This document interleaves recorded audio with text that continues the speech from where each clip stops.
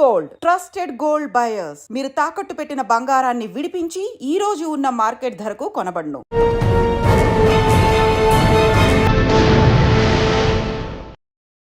Welcome to crime diaries. ఈ వారం మన guest 1996 batch police officer.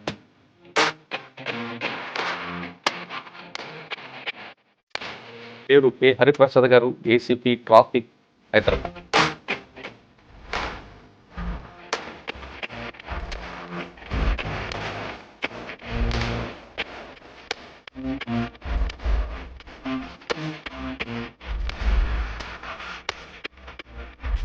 Khammam to Hyderabad via Karimnagar మీ జర్నీ. 1996 బ్యాచ్గా నేను సబ్ ఇన్స్పెక్టర్ సెలెక్ట్ అయ్యాను. ఎడ్యుకేషన్ నా టీచర్ కూడా సెలెక్ట్ అయ్యాను నేను, కానీ రెండు సెలెక్ట్ అయినప్పుడు ఒకటేసారి 96లో ఇది చూజ్ చేసుకోవడం జరిగింది. అంటే పోలీసు చూసి నేర్చుకున్నారా, లేదంటే ఎవరైనా పోలీస్ మీకు రోల్ మోడల్గా ఉన్నారా? అంటే మనం సాధారణంగా మనం చూస్తుంటాం, ఫస్ట్ మిలిటరీ, నెక్స్ట్ పోలీస్. అంటే సొసైటీకి మనం ఎవరికైనా సహాయం చేయాలంటే పూర్ పీపుల్ కానీ సొసైటీలో మిగతా డిపార్ట్మెంట్ అది మనం it will take lot of time. Sir Jagtial బాగా గుర్తుపోయిన సంఘటన అండి నేలకొండ రజిత అలియాస్ పద్మక్ అని ఆమె మూమెంట్ బాగా ఉంటుండే. ఎక్స్మిస్ పాయింట్ ఆఫ్ వ్యూలో నేరెళ్ళ విలేజ్ లో తర్వాత ఎన్కౌంటర్ అయింది. వాటికి కూంబింగ్ ఆపరేషన్కి మేము రెగ్యులర్గా పోయేది. అంటే ఒకరోజు పోతే మేము 2-3 రోజులు కూడా పోతాం కూంబింగ్. మన ఫారెస్ట్లో ఉన్నదని ఇన్ఫర్మేషన్ మనం పోతే కావాలని రోడ్కి వచ్చేసి మెయిన్ రోడ్.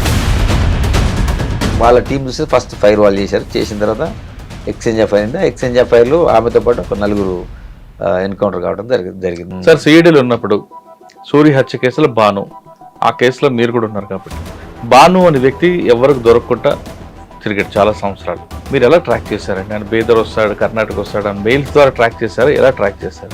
ప్రతి మనిషి కూడా ఒక వీక్నెస్ ఉంటుంది. అంటే ఎన్ని రోజులు మాట్లాడుకుంటారు, కానీ ఫైనల్గా ఒకరోజు తప్పు చేసిండు. వాళ్ళకు దూరం ఉన్న వాళ్ళకి కాంటాక్ట్ అవుతారు ఫస్ట్. బాను ఆ తర్వాత ఏం అరేంజ్ చేయలేదు కదా, మరి ఎందుకు ఆయన మీద అబ్జర్వేషన్ ఉంది? అతను మర్డర్ చేసిన తర్వాత అతన్ని పట్టుకోకపోతే ప్రజల్లో కూడా పోలీసుకి ఏముంటుంది? మా పై ఆఫీసర్ నేను ఒక్కనే కదా, నా ఒక్క బ్రెయిన్ ఉండదు కదా. కంప్లైంట్ వచ్చింది సడన్ గా, అంటే మా బాయ్ మిస్సింగ్, ఇంట్లో లేడని. మేము వెతికినాం. సెకండ్ డే ఆ బాయ్ డెడ్ బాడీ కనిపించింది ఆ కరీంనగర్ అవుట్స్కట్స్లో ముళ్ళ పొదలో. తర్వాత కుటుంబ సభ్యుల మీద డౌట్ వచ్చింది. మరి అక్కడ బయట నుంచి ఆధారం లేదంటే నెక్స్ట్ కుటుంబ సభ్యులు పోవాలి. దానికి గట్స్ ఉండాలి కుటుంబ సభ్యుల మీద ఇన్వెస్టిగేట్ చేయడానికి. పిల్లోడిని మర్డర్ కంటే ముందు అతను తీసుకుపోవడం జరిగింది. ఒక ప్లేస్లో మోటార్ సైకిల్ మీద ఎక్కించుకోపోతాను. కానీ అతను చంపిండంటే వీళ్ళు ఎవరు నమ్మరు. అందులో నుంచి ఒక చాకు తీసి ఇది మాది అంటుంది. ఎన్ని రోజులు మిస్ అయిందంటే ఆ పిల్లగాడు వెళ్ళిన నుంచి కనపడట్లేదు. ఇదే చాకుని వీడు తీసుకుపోయి అక్కడ మర్డర్ చేసిన తర్వాత పిల్లడు చంపొద్దు అని అంటాడు కదా, మేనమామ కదా. అయినా కానీ వాడు తాగినప్పుడు ఆవేశం నుండి తాగిన తర్వాత దిగిన తర్వాత ఎలా మాట్లాడు? ఒక డాక్టర్ చూసి 31st అప్పుడు అంత నాలెడ్జ్ ఉన్న కూడా కొన్ని తప్పులు చేస్తుంటారు. అక్కడ దాకా డ్రైవింగ్ చేసుకుంటూ వస్తారు.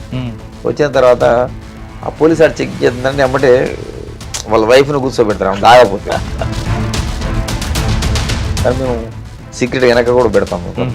టక ఆర్గ్యూ చేస్తారు. అప్పుడే నేను నడపలేదు బండి, మా వైఫ్ నడిపింది. మరి ఇది ఏంటి డాక్టర్ గారు, మరి ఇంతమందికి మీరు ప్రాణం పోసిందంటారు కదా. Welcome to crime diaries. ఈ వారం మన గెస్ట్ 1996 బ్యాచ్ పోలీస్ ఆఫీసర్.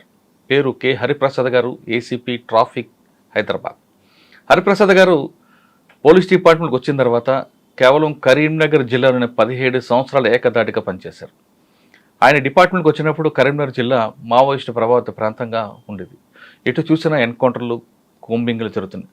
అటువంటి సమయంలో వచ్చిన ఆయన 17 సంవత్సరాలు ఆయన జర్నీ ఎలా కొనసాగింది, ఏ విధంగా ఆ సమస్యను ఎదుర్కొన్నారు అన్న విషయంతో పాటు ప్రస్తుతం జూబ్లీ హిల్స్ ట్రాఫిక్ ఉన్న ఆయన ఇక్కడ ట్రాఫిక్ సెన్స్ ఉందా లేదా ప్రజలకి, ఇక్కడ ట్రాఫిక్ వల్ల జరిగే అనర్థాలు ఎలా జరుగుతున్నాయి, హత్యల వల్ల చనిపోయే వారి సంఖ్య కన్నా ట్రాఫిక్లో చనిపోయే వారి సంఖ్య ఎక్కువగా ఉంది కాబట్టి దాన్ని కంట్రోల్ చేయడానికి ప్రజలు ఏం చేయాలి, పోలీసులు ఏం చేయాలి విషయాల్ని సార్ అని తెలుసుకున్నాం. సార్ నమస్తే అండి. నమస్తే. K Hariprasad garu, ACP traffics, Panjagutta, Hyderabad. Sir Hyderabad పబ్లిక్కి ట్రాఫిక్ సెన్స్ ఉందని అనుకోవచ్చా లేదనుకోవచ్చు? ఎందుకంటే రికార్డ్ చూస్తుంటే ఎక్కువ ట్రాఫిక్ వైలేటర్స్ అందరూ కూడా బాగా ఎడ్యుకేటెడ్ కనిపిస్తున్నారు. చిన్న చిన్న రిక్షా పుల్లర్స్ అందరూ కూడా ట్రాఫిక్ నిబంధనలు పాటిస్తున్నారు. టోటల్గా మనం దేశవ్యాప్తంగా రికార్డ్ తీసుకుంటే మర్డర్ వల్ల చనిపోయే వారి సంఖ్య 100లో ఉంటే రోడ్డు ప్రమాదాల చనిపోయిన సంఖ్య లక్షల్లో ఉంది. ఇంకా ఇంజ్యూర్డ్ పర్సన్ అయితే దానికి డబుల్ ఉంటుందండి. దీనికి సొల్యూషన్ కావాలంటే కేవలం పోలీసులే కాకుండా పబ్లిక్ వైపు నుంచి మీకు ఎలాంటి సపోర్ట్ కావాలి? ఈ ప్రశ్న చెప్పే ముందు ఖమ్మం టు హైదరాబాద్ వయా కరీంనగర్ మీ జర్నీ చెప్పండి. మురళీధర్ గారు, నా ప్రయాణం అనేది యాక్చువల్గా 1996 బ్యాచ్గా నేను సబ్ ఇన్స్పెక్టర్గా సెలెక్ట్ అయ్యాను. నేటివ్ వచ్చేసి ఖమ్మం, తల్లాడ మండలం మాది. ఒక విలేజ్, శంకర్రావు మా ఫాదర్ పేరు, మదర్ నాగరత్నం. నేను బేసికల్గా అగ్రికల్చర్ ఫ్యామిలీ, వ్యవసాయం ఉన్నది మాకు. మా ఊర్లో మంచి ఏరియా కదా సార్, అది చాలా బాగుంటుంది. చాలా బాగుంటుంది అగ్రికల్చర్ గా. మా విలేజ్ లో పర్టికులర్ కాటన్ మిర్చి బాగా వేస్తారు, మామిడి అన్ని కూడా బాగుంటాయి. మామిడి కూడా, నాకు మామిడి కూడా మ్యాంగో ఉన్నది నాకు ఇష్టం. చిన్నప్పటి నుంచి కూడా నేను మ్యాంగో గార్డెన్, కొంచెం ముందుకెళ్తే ఆంధ్ర బోర్డర్ కదా. Yes, exactly. రైజ్ చేస్తాం మ్యాంగో గార్డెన్ కూడా. నేను నా పర్సనల్ ఇంట్రెస్ట్, నాది బేసికల్ గా అగ్రికల్చర్ ఫ్యామిలీ. నేను చదువుకున్నది కూడా సైన్స్ కాబట్టి ఎంఎస్సి బాటనీ నాది, ఫ్రమ్ ఉస్మాన్ యూనివర్సిటీ 92-94 బ్యాచ్. దానికి ముందు కాంప్రహెన్సివ్ కాలేజ్ బిఎడ్ కూడా చేశాను నేను. Agriculture family, same time education. నాకు టీచర్ కూడా సెలెక్ట్ అయ్యాను నేను. కానీ రెండు సెలెక్ట్ అయినప్పుడు ఒకటేసారి 96లో ఇది చూజ్ చేసుకోవడం జరిగింది. అంటే బై చాయిస్, ఛాన్స్ కాదు. రెండు సెలెక్ట్ అయినప్పుడు నేను ఇది చూజ్ చేసుకున్నాను, పోలీస్ ఆఫీసర్ చూజ్ చేసుకున్నాను. ట్రైనింగ్ అయిన తర్వాత ఫస్ట్ పోస్టింగ్ ఇక్కడ? నేను ఫస్ట్ పోస్టింగ్ ఆఫ్టర్ పోలీస్ అకాడమీలో అయిన తర్వాత కరీంనగర్ జిల్లాకి అలాట్ అయినా. ఫస్ట్ డిస్ట్రిక్ట్స్ అలాట్ అయితే మేము జనరల్గా ఏంటంటే ఖమ్మం నేటివ్ ఉన్న వాళ్ళు 3 డిస్ట్రిక్ట్స్ ఇస్తారు. ఒకటి ఆదిలాబాద్, కరీంనగర్, వరంగల్. ఆ 3 డిస్ట్రిక్ట్లో అప్పుడు మేము ట్రైనింగ్ చేసినప్పుడు చాలా విషయాలు ఉన్నాయి, మీకు చెప్పాలి కొన్ని విషయాలు. మా బ్యాచ్లో జనరల్గా ట్రైనింగ్ అప్పుడే చాలా మంది ఎక్స్ట్రీమిజం ఉండి అప్పుడు కరకగూడలో ఒక ఎన్కౌంటర్ అయింది. అప్పుడు దాదాపు పోలీస్ ఆఫీసర్స్ చాలా మంది చనిపోయారు, 15 మంది దాకా. అప్పుడు మా బ్యాచ్ నుంచి ట్రైనింగ్లో నుంచి కొంతమంది ఆ పేరెంట్స్ ఒత్తిడికి మేము చేయము ఈ జాబ్ అని చాలా మంది వెళ్ళిపోవడం కూడా జరిగింది పోలీస్ ఆఫీసర్గా. అంటే ఆ విధంగా టెన్షన్, ఆందోళన ఉండే. అప్పుడు కంటిన్యూగా ఒక యుద్ధ వాతావరణం ఉన్నది. ఆ యుద్ధ వాతావరణంలో కొంతమంది జాబ్ వదిలిపెట్టిపోవడం కూడా జరిగింది. కానీ మేము కరీంనగర్ అనేది హైలీ ఎఫెక్టెడ్, ఈ 4 జిల్లాల్లో హైలీ ఎఫెక్టెడ్ కరీంనగర్ జిల్లా. ఫస్ట్ పోస్టింగ్ నాది సిరిసిల్ల అని, అక్కడ ప్రొఫెషనల్గా పోయినా నేను. ప్రొఫెషనల్ పీరియడ్ ఉంటుంది మాది. ఆ సిరిసిల్ల అయిపోయిన తర్వాత నెక్స్ట్ నాకు ఫస్ట్ పోస్టింగ్ కాల్వ శ్రీరాంపూర్ అని పెద్దపల్లి దగ్గర ఉంటుంది. అది సిరిసిల్లాకి వెళ్ళే ముందు మీరు చెప్తున్నట్లుగా ఆ టైంలో బాగా పీక్ మూమెంట్ ఉంటుంది. దానికి ఏ రోజు తినదిన గండం దీర్ఘాశ్మన టైప్లో ఉండేది. అప్పుడు పోలీస్ పరిస్థితి ఎలాగ ఉండేది, మావోయిస్ట్ పరిస్థితి ఎలాగ ఉండేది. మరి మీ పేరెంట్స్ ఎవరు ఒప్పుకోలేదా? ఒప్పుకున్నారా? మా పేరెంట్స్ అంటే వాళ్ళకి ఎవరికి అంటే హాయిగా ఊర్లో వ్యవసాయం చేసుకోకుండా ఎందుకు ఉద్యోగం, టీచర్ రోజు మొదలుపెట్టి పోలీసు, అందులో పర్టికులర్ కరీంనగర్ ఎందుకు అని వాళ్ళు అబ్జెక్షన్ చెప్పలేదు? చెప్పారు కానీ నాకు ఆ టైంలో చేయాలని ఉన్నది, ఇంట్రెస్ట్ కాబట్టి వాళ్ళని కన్విన్స్ చేయడం జరిగింది. అంటే పోలీసులు చూసి నేర్చుకున్నారా, లేదంటే ఎవరైనా పోలీస్ మీకు రోల్ మోడల్గా ఉన్నారా? అంటే మనం సాధారణంగా మనం చూస్తుంటాం. అంటే నెక్స్ట్ ఒకటి ఫస్ట్ మిలిటరీ, నెక్స్ట్ పోలీస్. అంటే సొసైటీకి మనం ఏదైనా సర్వీస్ చేయదలుచుకుంటే నిజంగా అప్పటికప్పుడు ఇమీడియట్ రిజల్ట్స్ వచ్చేది పోలీస్. అంటే నేను నమ్ముతా. ఎందుకంటే మనం ఎవరికైనా సహాయం చేయాలంటే, పూర్ పీపుల్కి కానీ సొసైటీలో సర్వ్ చేయాలంటే మనకి పోలీస్ డిపార్ట్మెంట్ డైరెక్ట్గా అందరికీ విజిబుల్ ఉంటుంది. మిగతా డిపార్ట్మెంట్ అది మనం it will take lot of time. కానీ మనం పోలీసులో ఏంటంటే ఎవరికైనా హెల్ప్ చేయదలుచుకుంటే మనం రియల్గా ఎవరైతే విక్టిమ్స్ ఉన్నారో వాళ్ళకి ఇమీడియట్గా మనం జస్టిస్ చేసే అవకాశం పోలీసులో ఉంటుంది. నేను నమ్ముతున్నా ఎగ్జాక్ట్లీ అది జరుగుతుంది కూడా. It's real. అందుకు పోలీసులు మీరు రైట్ సార్. సిరిసిల్ల మీకు ఏమో దొరికిందండి ఫస్ట్ ఛాలెంజ్ మీకు? సిరిసిల్ల అంటే ప్రొబేషన్ పీరియడ్. మేము అక్కడ బొంగులో జనశక్తి మూవ్మెంట్ బాగుంటుంది. అక్కడ మావోయిస్ట్ 2 మిక్స్ ఉంటాయి అక్కడ. ఒకటి బొంగులోనే నాకు ఒకటి సిరిసిల్లలో ఒకటి ఆ లోకల్లో వచ్చి ఒక అతను అడ్వకేట్ ఉంటాడు. ఆయన వచ్చి ఒక జనశక్తి మిలిటెంట్ వచ్చి లోకల్లో ఫైర్ చేసిపోయాడు. చేతిపోతే అతను హాస్పిటల్ షిఫ్ట్ చేసి చనిపోవడం జరిగింది. అంటే మేము కూడా మూవ్మెంట్ ఏంటంటే అప్పుడు మేము వెపన్ కంపల్సరీ క్యారీ చేయాల్సిందే. తర్వాత మేము ఎప్పుడు కూడా 24 hours అలర్ట్గా ఉండాలి. ఈవెన్ దో మనం బయట రోడ్డు మీద వెళ్ళేటప్పుడు కూడా మనం అందరిని కూడా అబ్జర్వేషన్ ప్రాపర్గా ఉండాలి. ఆ ఎక్స్ట్రీమిజం ఉన్నప్పుడు నేను ఏదో రొటీన్గా ఉంటా అంటే అప్పుడున్న ఆ పరిస్థితులు లేవు. నేను బయటికి వెళ్ళాలన్నా, మళ్ళీ పోయి పోలీస్ స్టేషన్లో పోవాలన్నా కానీ చాలా జాగ్రత్తగా పరిసరాలని మన అబ్జర్వేషన్ ఉండాలి.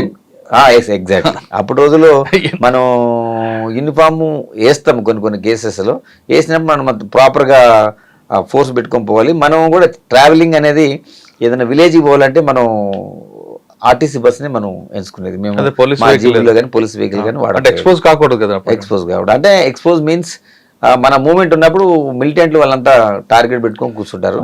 మన మూమెంట్ ముందు ఎవరికి చెప్పొద్దు. సార్ మీరు సిరిసిల్ల ఉన్న పర్సన్ టైంలో అక్కడ గంభీరపేట అక్కడ బాగా ఎఫెక్టెడ్ ఉంటుంది, మాచారెడ్డి ఈ ప్రాంతంలో ఇబ్బందులు వచ్చాయి ఎప్పుడైనా? ఉంటాయి, తప్పకుండా ఉంటాయి. మీరు అన్నట్టు గంభీరావుపేట, అక్కడ ముస్తాబాదు, ఎల్లారెడ్డిపేట, దాని తర్వాత నెక్స్ట్ మనం మాచారెడ్డి బోర్డర్, నిజామాబాద్ జిల్లా బోర్డర్, ఆ ఫారెస్ట్ ఏరియాలో కంటిన్యూగా మూమెంట్ ఉంటే జనశక్తి ఉంటుండే వాళ్ళు ఎక్స్ట్రాక్షన్ చేస్తుండే ప్రజల నుంచి పైసలు. ఎవరైతే ఉన్నారో కాంట్రాక్టర్స్ కానీ వాళ్ళు కానీ వీళ్ళు కానీ కొంచెం అది లంపెన్ గ్యాంగ్ ఉంటుండే, ఇది జనశక్తి, ఆ రణధీర్ అని అప్పుడు ఉంటుండే ఆ ఏరియాలో. అప్పుడు మేము చాలా మటుకి అవి మనం అంటే అప్పుడు మా ఎస్పీ ఫస్ట్ నేను పోయినప్పుడు ఉమేష్ చంద్ర గారు ఉన్నారు కరీంనగర్. అప్పుడు ఉమేష్ చంద్ర గారు ఉన్నారు సార్. ఆయన దగ్గర ఏం నేర్చుకున్నారండి? ఆఫీసర్ కదా. అవును, చాలా సిన్సియర్, చాలా. అప్పుడు అంటే ప్రజలు ఎవరైతే పొలిటీషియన్స్ కానీ ఎవరు కానీ అప్పుడు సాధారణంగా వాళ్ళు పాపం వాళ్ళ కాన్సెన్స్కి పోయే పరిస్థితి, ప్రజలను కలుసుకోవాలన్నా కానీ చాలా కష్టం ఉంటుండే. పోలీస్ పర్మిషన్ తోటే పోదు. పోలీస్ పర్మిషన్ అంటే ఆ విధంగా కాదు, ఆ పోలీసుని అడిగి ఆ ఏరియాలో మూవ్మెంట్ ఉందా లేదా, పోలీసులు అప్పుడు వాళ్ళకి సలహా ఇస్తే ఆ సలహా ప్రకారం వాళ్ళు ఆ గ్రామానికి పోవడం, అది కూడా వెరీ రేర్గా పోయేది గ్రామానికి. ఎందుకంటే అప్పుడు అటాక్ అయ్యేది, పొలిటీషియన్స్ మీద బాగా ఒత్తిడి ఉండేది, వాళ్ళు స్వేచ్ఛగా పోయి ప్రజలు కలిసే పరిస్థితి లేకుండా. సార్ దగ్గర ఏం నేర్చుకున్నారండి? ఫస్ట్ ఎస్పీ మీకు ఆయనే కదా? అవునవును, అతను చాలా టైగర్ ఆయన. Yes, exactly. అతను మా ఎస్పీ గారు అందరూ కూడా మేము కొత్తలో పోయినప్పుడు అందరూ బ్రీఫింగ్ ఇచ్చారు, చాలా మంచిగా ఇంటరాక్ట్ అయ్యారు, అందరికి కూడా చాలా చాలా మంచిగా అడ్వైజెస్ చేశారు. ఎందుకంటే ఇక్కడ ఈ జిల్లాలో మనం చేయాలంటే ఉద్యోగం ప్రజలతో సత్సంబంధాలు ఏర్పరచుకోవాలి మనం. ఎందుకంటే ప్రజలతో మనం రిలేషన్ వాళ్ళతో ప్రజలతో మంచిగా ఉన్నప్పుడు ప్రజలు వాళ్ళు మనల్ని ఓన్ చేసుకుంటారు. ఏంటంటే ఇప్పుడు వాళ్ళ కింద ఎక్స్ట్రీమిస్ట్ ఏంటంటే కొంత వాళ్ళు సహాయం చేసినట్టు చేసి ప్రజలకి అందులో లంపెన్ ఉండేది, ఎక్స్ట్రాక్షన్ చేసేది, అవి చేసేది. మనం అట్లా ఉండొద్దు, ప్రజలకి మనం ఎప్పుడు హెల్ప్ఫుల్గా ఉంటే ప్రజలు మనకి ఇన్ఫర్మేషన్ ఇస్తారు. ప్రజలతో మమేకం కావాలి, ప్రజలకు మనం సహాయం చేయాలి. ఏదైతే మన డ్యూటీ ఉన్నాయో విధులు ఉన్నాయో ఎవరిని కూడా ప్రజల్ని ఇబ్బంది పెట్టకుండా చేస్తే మనం ఆటోమేటిక్గా మనం ఆ ఎక్స్ట్రీమిజంని ఎరాడికేట్ చేసే అవకాశం ఉంటుందని మాకు సలహా ఇవ్వడం జరిగింది ఉమేష్ చంద్ర గారు. సార్ సిరిసిల్ల నుండి సిరిసిల్ల మీకు ఎవరు సీఏ ఎవరండి అప్పుడు? సిరిసిల్ల అప్పుడు నాకు ఫస్ట్ నేను రామయ్య గారు అని ఉంటుండే, తర్వాత నాగేశ్వరరావు అని ఉంటుండే, ఇద్దరు ఉంటుండే. అప్పుడు వేములవాడ సిరిసిల్ల ఒక సబ్ డివిజన్ అది. వాళ్ళిద్దరు కూడా ఇప్పుడు ప్రజెంట్ లేరు, రిటైర్ అయిపోయారు. సిరిసిల్ల తర్వాత అండి? సిరిసిల్ల తర్వాత నేను కాల్వ శ్రీరాంపూర్ అని పెద్దపల్లి దగ్గర first, it is my first posting. Nalin Prabhat గారు ఎస్పీగా ఉన్నారు, నేను అక్కడ ఫస్ట్ పోస్ట్. అక్కడ ఏం ఛాలెంజ్ వచ్చిందంటే మీకు? అక్కడ మెయిన్ ఏంటంటే మనకి ఎక్స్ట్రీమిజం బాగా హైలీ ఎఫెక్టెడ్. సికాసా మూవ్మెంట్ ఉంది కదా? ఉన్నది. సింగరేణికి సంబంధించింది, ఎందుకంటే అది బార్డర్ పెద్దపల్లి కాబట్టి మనకి అవన్నీ మంతని, కాటారం, ఆ ఫారెస్ట్ రూట్స్ అంతా కాళేశ్వరం అంతా దాని కింద ఉండేది కదా. ఎగ్జాక్ట్లీ. మనకి అంత సింగరేణి అంతా బొగ్గలు అందులో పనిచేసేవాళ్ళు. తర్వాత మేమేంటంటే మా ఎస్పీ గారు అప్పుడు నలిన్ ప్రభాత్ సార్ అని ఆయన కూడా ఏంటంటే మెడికల్ క్యాంప్స్ కండక్ట్ చేసేది. నేను ఉన్నప్పుడు చాలా పెద్ద క్యాంపు, మెడికల్ క్యాంపు కండక్ట్ చేయించారు. అంటే మారుమూల అది గ్రామం కాబట్టి అది పేరుకి మండల హెడ్ క్వార్టర్ అది కాల్వ శ్రీరాంపూర్. అప్పుడు నేను ఫస్ట్ SHO నేను. అప్పుడు ఉన్నప్పుడు ఏం చేసినా వాడికి ప్రజలకు దగ్గర కావాలంటే మనం ప్రజలకు ఒక మంచి పనులు చేయాలి. అంటే పోలీసుకి ఇమేజ్ పెంచుకోవాలి ఫస్ట్ ప్రజల్లో. ఎందుకు నక్సలిజం వద్దు, ఎందుకు మనకి ప్రభుత్వ పాలన అంటే వాళ్ళు ప్రభుత్వాన్ని పాలన చేయనిపోయేటోళ్ళు. ఎందుకంటే వాళ్ళే వచ్చి ఫారెస్ట్ విలేజ్లోకి వచ్చి ఆక్యుపై చేసి అక్కడున్న ఎవరైనా పొలిటీషియన్ వాళ్ళని చంపేయటం, తర్వాత పాలన అనేది లేదు. అంటే వాళ్ళు ఆధీనంలో తెచ్చుకొని ప్రయత్నం చేసేది. అది మనం ఓవర్కమ్ చేయాలంటే మనం ప్రజల్లో మంచి పేరు తెచ్చుకుంటే మెడికల్ క్యాంపు చాలా పెద్ద క్యాంప్ పెట్టినాం అక్కడ, బిగ్ క్యాంప్. ఎందుకంటే అప్పుడు రోజుల్లో అంత అవేర్నెస్ లేదు, రకరకాల డిసీజ్ ఉంటాయి ప్రజలకి, అంటే హాస్పిటల్ పోయే పరిస్థితి ఉండదు, పూర్నెస్ ఉన్నది, అంటే ఫారెస్ట్ ఉన్నది. అట్లాంటి సమయంలో మనం మెడిసిన్స్ కానీ అదేవిధంగా డాక్టర్స్ కానీ అంటే యాక్చువల్ కరీంనగర్ హెడ్ క్వార్టర్ నుంచి దాదాపు ఒక 30-40 డాక్టర్స్ పెట్టేసి మా ఎస్పీ, ఇన్స్పెక్టరు, ఏసీ, మా DSP ర్యాంక్ ఆఫీసరు, వీళ్ళంతా మా DIG ర్యాంక్ ఆఫీసరు, వీళ్ళందరూ వచ్చి మనం ఒక పెద్ద క్యాంపు అరేంజ్ చేయడం జరిగింది. దానివల్ల ప్రజల్లో ఏంటంటే పోలీసు మీద ఒక మంచి ఒపీనియన్ వచ్చింది. సార్ మీరు ఖమ్మం జిల్లా తల్లాడ మంచి వ్యవసాయం కుటుంబం, చుట్టూ బాగుంటుంది. అక్కడ నుండి మీరు సిరిసిల్ల నుంచి అటు వెళ్ళారు, ఒక కంప్లీట్ డ్రై ఏరియా అది, అంతా అన్నలు ఆడావిడ కనిపిస్తుంది. ఆ వాతావరణం అలవాటు చేసుకోవడానికి ఎంత రోజులు పడి ఇన్ని రోజులు పట్టింది మీకు? నేనంటే నా నేపథ్యం అంటే ఖమ్మం జిల్లా కావచ్చు, నేను చదువుకున్నది కూడా ఎడ్యుకేషన్ మళ్ళీ ఉస్మాన్ యూనివర్సిటీలో చదువుకున్నాను. మీరు కంప్లీట్ అర్బన్ నుంచి అదే వెళ్ళిపోయారు కదా. చెప్తాను. అందుకనే అక్కడ చదువుకో ఉస్మాన్ యూనివర్సిటీలో చదువుకున్నప్పుడు కూడా నాకు వేరే జిల్లా వాళ్ళతో కూడా సంబంధాలు ఏర్పడుతుంటాయి. ఎందుకంటే అది హబ్. అప్పుడు ఉన్నప్పుడు ఉస్మాన్ యూనివర్సిటీ చాలా పెద్ద మంచి అప్పుడు ఉండే. ఎందుకంటే అప్పుడు ఇంజనీరింగ్ సీట్ కానీ మెడిసిన్ సీట్ కానీ ఏం లేవు. ఆ రోజుల్లో క్రీమ్ అంతా ఉస్మాన్ యూనివర్సిటీకి వస్తుండే. ఆ ఎడ్యుకేషన్లో మనం చదువుకున్నప్పుడు ఇది మహబూబ్నగర్ కానీ, నల్గొండ కానీ, అదేవిధంగా కరీంనగర్ కానీ, వరంగల్ కానీ కొంతమంది విద్యార్థులు మేము కలిసినప్పుడు మాట్లాడుకోవడం జరిగింది. అది ఏదైనా మీరు చెప్పినట్టు కొంచెం డిఫరెంట్ డిస్ట్రిక్ట్ అది. కరీంనగర్ అనేది ఇప్పుడు నక్సలిజం తోటి భయభ్రాంతులకు గురైన జిల్లా. అంత ఈజీ కాదు మీరు చేయటం అన్నట్టు. ఫస్ట్లో కొంచెం ఇబ్బంది ఉన్నమాట వాస్తవమే. కానీ దాన్ని మీకు ఇల్లు కూడా దిగేవారు కదండి ఆ ఊర్లో? అవునవును. మాకు అందుకనే ఇల్లు ఇవ్వరు. వాస్తవం మీరు చెప్పింది. క్వార్టర్స్ ఉన్నాయి అప్పుడు. ఎందుకంటే మా ప్రిన్సెస్ లోపల ఆ క్వార్టర్స్ ఉంటాయి. ఆ క్వార్టర్స్ లోనే మేము ఉండాలి. బయటకు విలేజ్కి పోవాలంటే కూడా బాగుండేవి కావండి అప్పట్లో. అవునవును. ఎప్పుడు పడిపోతాయా ఎప్పుడు కూలిపోతాయని ఉన్నాయి. అయితే మాకు కాళశ్రీరాంపూర్లో కట్టినప్పుడు క్వార్టర్స్ పర్వాలేదు. మీరు అన్నట్టు కొన్ని ప్లేసెస్ ఉన్నాయి. కానీ ఇది గవర్నమెంట్ అప్పుడు ఇనిషియేషన్ తీసుకొని నక్సలిజం ఉంది కాబట్టి అవుట్స్కట్స్లో అంటే మా పోలీస్ స్టేషన్ చుట్టూ ఏం ఇల్లు ఉండవు. ఎందుకంటే అది అట్లా మాకు ఐడియాలు ఉంటేనే మాకు సెంట్రీలు ఉంటుండే, హైట్లో పెట్టుకుంటుండే పోలీస్ స్టేషన్. ఎందుకంటే పోలీస్ స్టేషన్ అటాక్స్ చేస్తుండే అప్పుడు రోజుల్లో వాళ్ళు. కాబట్టి అటు యుద్ధం అప్పుడు పోలీస్ స్టేషన్ అన్నది సెక్యూరిటీ ప్రాబ్లం అని జనాల మధ్యన పెట్టేవారు కదండి. అవుట్స్కట్ లో ఈజీగా కొట్టడానికి లేదు. ఇది కొన్ని పాయింట్ ఆఫ్ యుద్ధ తంత్రంలో మనకి విజిబిలిటీ ఉంటుంది అనమాట. మీరు అన్నట్టు ఇళ్ల మధ్యలో ఉంటే ఏంటంటే ఆ మిలిటెంట్ వచ్చి ఆ లోపల నుంచి వచ్చి ఆ గ్రెనేడ్ వేసేసింది అనుకోండి. మనకి తెలియదు లాస్ట్. పబ్లిక్ ఇబ్బంది కాకుండా ఉండడానికి వాళ్ళు ఆగుతారని ఒక కాన్సెప్ట్ ఉంటుంది కదా. అది మీరు అన్నట్టు ట్రావెలింగ్ లో ఫర్ ఎగ్జాంపుల్ మేము ఆర్టీసీ బస్సులు ఎందుకు సెలెక్ట్ చేసుకోం, మేము మాకు జీబులు కానీ పర్సనల్ వెహికల్స్ ఏమి వాడకపోయేది. ఆర్టీసీ బస్సులు అంటే ప్రజలతో కలిసి ప్రయాణించేది కాబట్టి అప్పుడు వాళ్ళు ఈ ల్యాండ్ మైన్స్ ఉన్నాయి కదా, ఆ రోడ్స్ మనం చేసేటప్పుడు బ్లాస్టింగ్ చేసి ఇది చేసే పరిస్థితి ఉండేప్పుడు. అందుకని మనం ప్రజలతో కలిసి ప్రయాణం చేసేది. ఇక్కడ ఏంటంటే ఇది యుద్ధతంత్రం. ఇది యుద్ధతంత్రం. ఇప్పుడు రోజుల్లో ఎవరికి అవగాహన లేదు ఇప్పుడు వచ్చిన పోలీస్ ఆఫీసర్స్కి. అప్పుడు రోజుల్లో ఏంటంటే మన పోలీస్ స్టేషన్ అవుట్స్కట్స్లో ఉంటే ఏంటంటే మనకు అడ్వాంటేజ్గా ఉంటుంది. మన చుట్టూ ఉన్న ప్రిమిసెస్ అంటే వాళ్ళ మూవ్మెంట్ ఎవరు కనిపించినా కానీ ఫైర్ చేస్తారు. అదివరకు మనం ఎవరు వచ్చినా కానీ చెప్పి రావాలి. అక్కడ వాళ్ళు ఆగాల్సిందే. మా సెంట్రీ పైన ఉంటాడు, హైట్లో ఒక అతను ఉంటాడు, కింద ఉంటాడు, ఫ్రంట్ సెంట్రీ అంటారు, రూఫ్ టాప్ ఉంటుంది, ఆ బ్యాక్ సెంట్రీ ఏంటి, లెఫ్ట్ రైట్ సెంట్రీస్ ఉంటాడు. అంటే వాళ్ళు రెడీ పెట్టుకొని ఉంటారు వెపన్స్. వాళ్ళకి ఏదన్నా ఇష్యూ ఉందంటే అక్కడికి వచ్చిందంటే ఆటోమేటిక్గా వాళ్ళు ఆపాల్సింది. ఈవెన్ మా పై ఆఫీసర్స్ ఎస్పీ వచ్చినా కానీ ఆ వెహికల్లో కూడా వాళ్ళు ఎవరైనా ఎస్పీ అనుకొని చెప్పొచ్చి మనం అటాక్ చేసే అవకాశం ఉంది. ఎస్పీ గారు వచ్చినా కానీ అక్కడ దూరం ఉండే వాళ్ళు సోర్స్ అని చెప్పి వాళ్ళు మనం లైటింగ్ వేసిన తర్వాత కన్ఫర్మ్ అయిన తర్వాత మా పోలీసులకు అలా చేసేది. ఆ లెవెల్ ఉంది. ఆ విధంగా జరిగేది క్రైమ్ అయినప్పుడు పోలీసుల పేరు మీద దాడులు చేసేవారు. ఉన్నాయి కదా. ఇప్పుడు మన అక్కడ కాటారం పిఎస్ ఉన్నది, దాని మీద అటాక్ చేశారు. మీరు అన్నట్టు ఇళ్ల దగ్గర ఉన్నది. నేను ఉన్న టైంలో కాటారం పిఎస్ మీద అటాక్ చేశారు. కాకపోతే మా వాళ్ళు అప్పుడు తిప్పి కొట్టారు. సార్ అక్కడ మీకు బాగా గుర్తుండిపోయిన సంగతి చెప్పండి. ఫస్ట్ పోస్టింగ్ కదా కాళశ్రీరాంపూర్. ఫస్ట్ పోస్టింగ్ లో మనకు ప్రధానంగా ఏంటంటే మెడికల్ క్యాంప్. చెప్పాను కదా మీకు, మెడికల్ క్యాంప్ కాకుండా అంటారా. అంటే అక్కడ మనకి ఒక సందర్భం ఏముంటుందంటే ఫర్ ఎగ్జాంపుల్ మా పక్కన విలేజ్లో ఒక అతను మర్డర్ కాబట్టాడు. అప్పుడు వాళ్ళు ఇప్పుడు ఎవరెవరు మేము పోవాల్సి వస్తుంది. మేము చెప్పిన టైం కాకుండా క్రాస్ కంట్రీలో పోవాలి. మేము రోడ్డు నడవడానికి లేదు. వెనక సంఘటన డైరెక్ట్గా వెళ్ళిపోయేది. అప్పుడు రోజుల్లో మా హెడ్ కానిస్టేబుల్ కూడా ఒక అతను నా దగ్గర పనిచేస్తాడు, నాయుడు అని. అతను బయటికి వెళ్ళిండు ఒక పని మీద. మేము చెప్పిన అది కూడా సర్ప్రైజ్ని పోయిండు. కానీ అక్కడ వాళ్ళు రెడీ ఉన్నారు కాసుకొని మావోయిస్ట్ అంటే అప్పుడు పీపుల్స్ వార్ అంటారు. పీపుల్స్ వార్ పేరు. వాళ్ళు వచ్చి అతని మీద అటాక్ చేయడం జరిగింది. చేసి ఫైర్ చేశారు.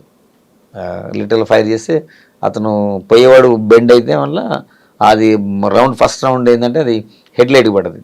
సెకండ్ రౌండ్ అతను పైనుంచి దూసుకుని వెళ్ళిపోయింది. అయినా ధైర్యంగా అతను ఏమంటే పోలీస్ స్టేషన్కి వచ్చిండు. అది నాకు బాగా ఉండే సంఘటన. ఎందుకంటే ఫస్ట్ పోస్టింగ్లో కొంచెం మనకు అనిపిస్తుంది హ్యూమన్ బీయింగ్ కదా, అతను అక్కడ చనిపోయే అవకాశం ఉంటుంది. కానీ ధైర్యంగా అతను ఎక్కడ కూడా ఆందోళన పడకుండా అతను స్టేషన్కి వచ్చారు. ఇది నాకు బాగా ఫస్ట్ పోస్టింగ్ లో ఫస్ట్ గుర్తు. దానికి జరిగింది. మళ్ళీ మేము ఫారెస్ట్ లో కోంబింగ్ చేసినాం. దానికి సంబంధించిన మిలిటెంట్స్ ఉందో తర్వాత మళ్ళీ ఒక ఎక్స్చేంజ్ ఆఫ్ అయింది మాకు వాళ్ళకి మధ్యలో.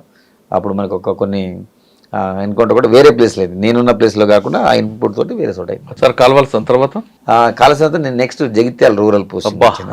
జగిత్యాల రూరల్ అంటే జగిత్యాలంటే అప్పటికి వెరీ రగులుతున్నారు. అది తర్వాత అక్కడ మీరు అన్నట్టు కాలువ శ్రీరాంపురం అంత కాదు, అక్కడ మనకి కెనాల్స్ ఉన్నాయి, వాటర్ కూడా బాగుంటుంది, ల్యాండ్స్ కూడా బాగుంటాయి.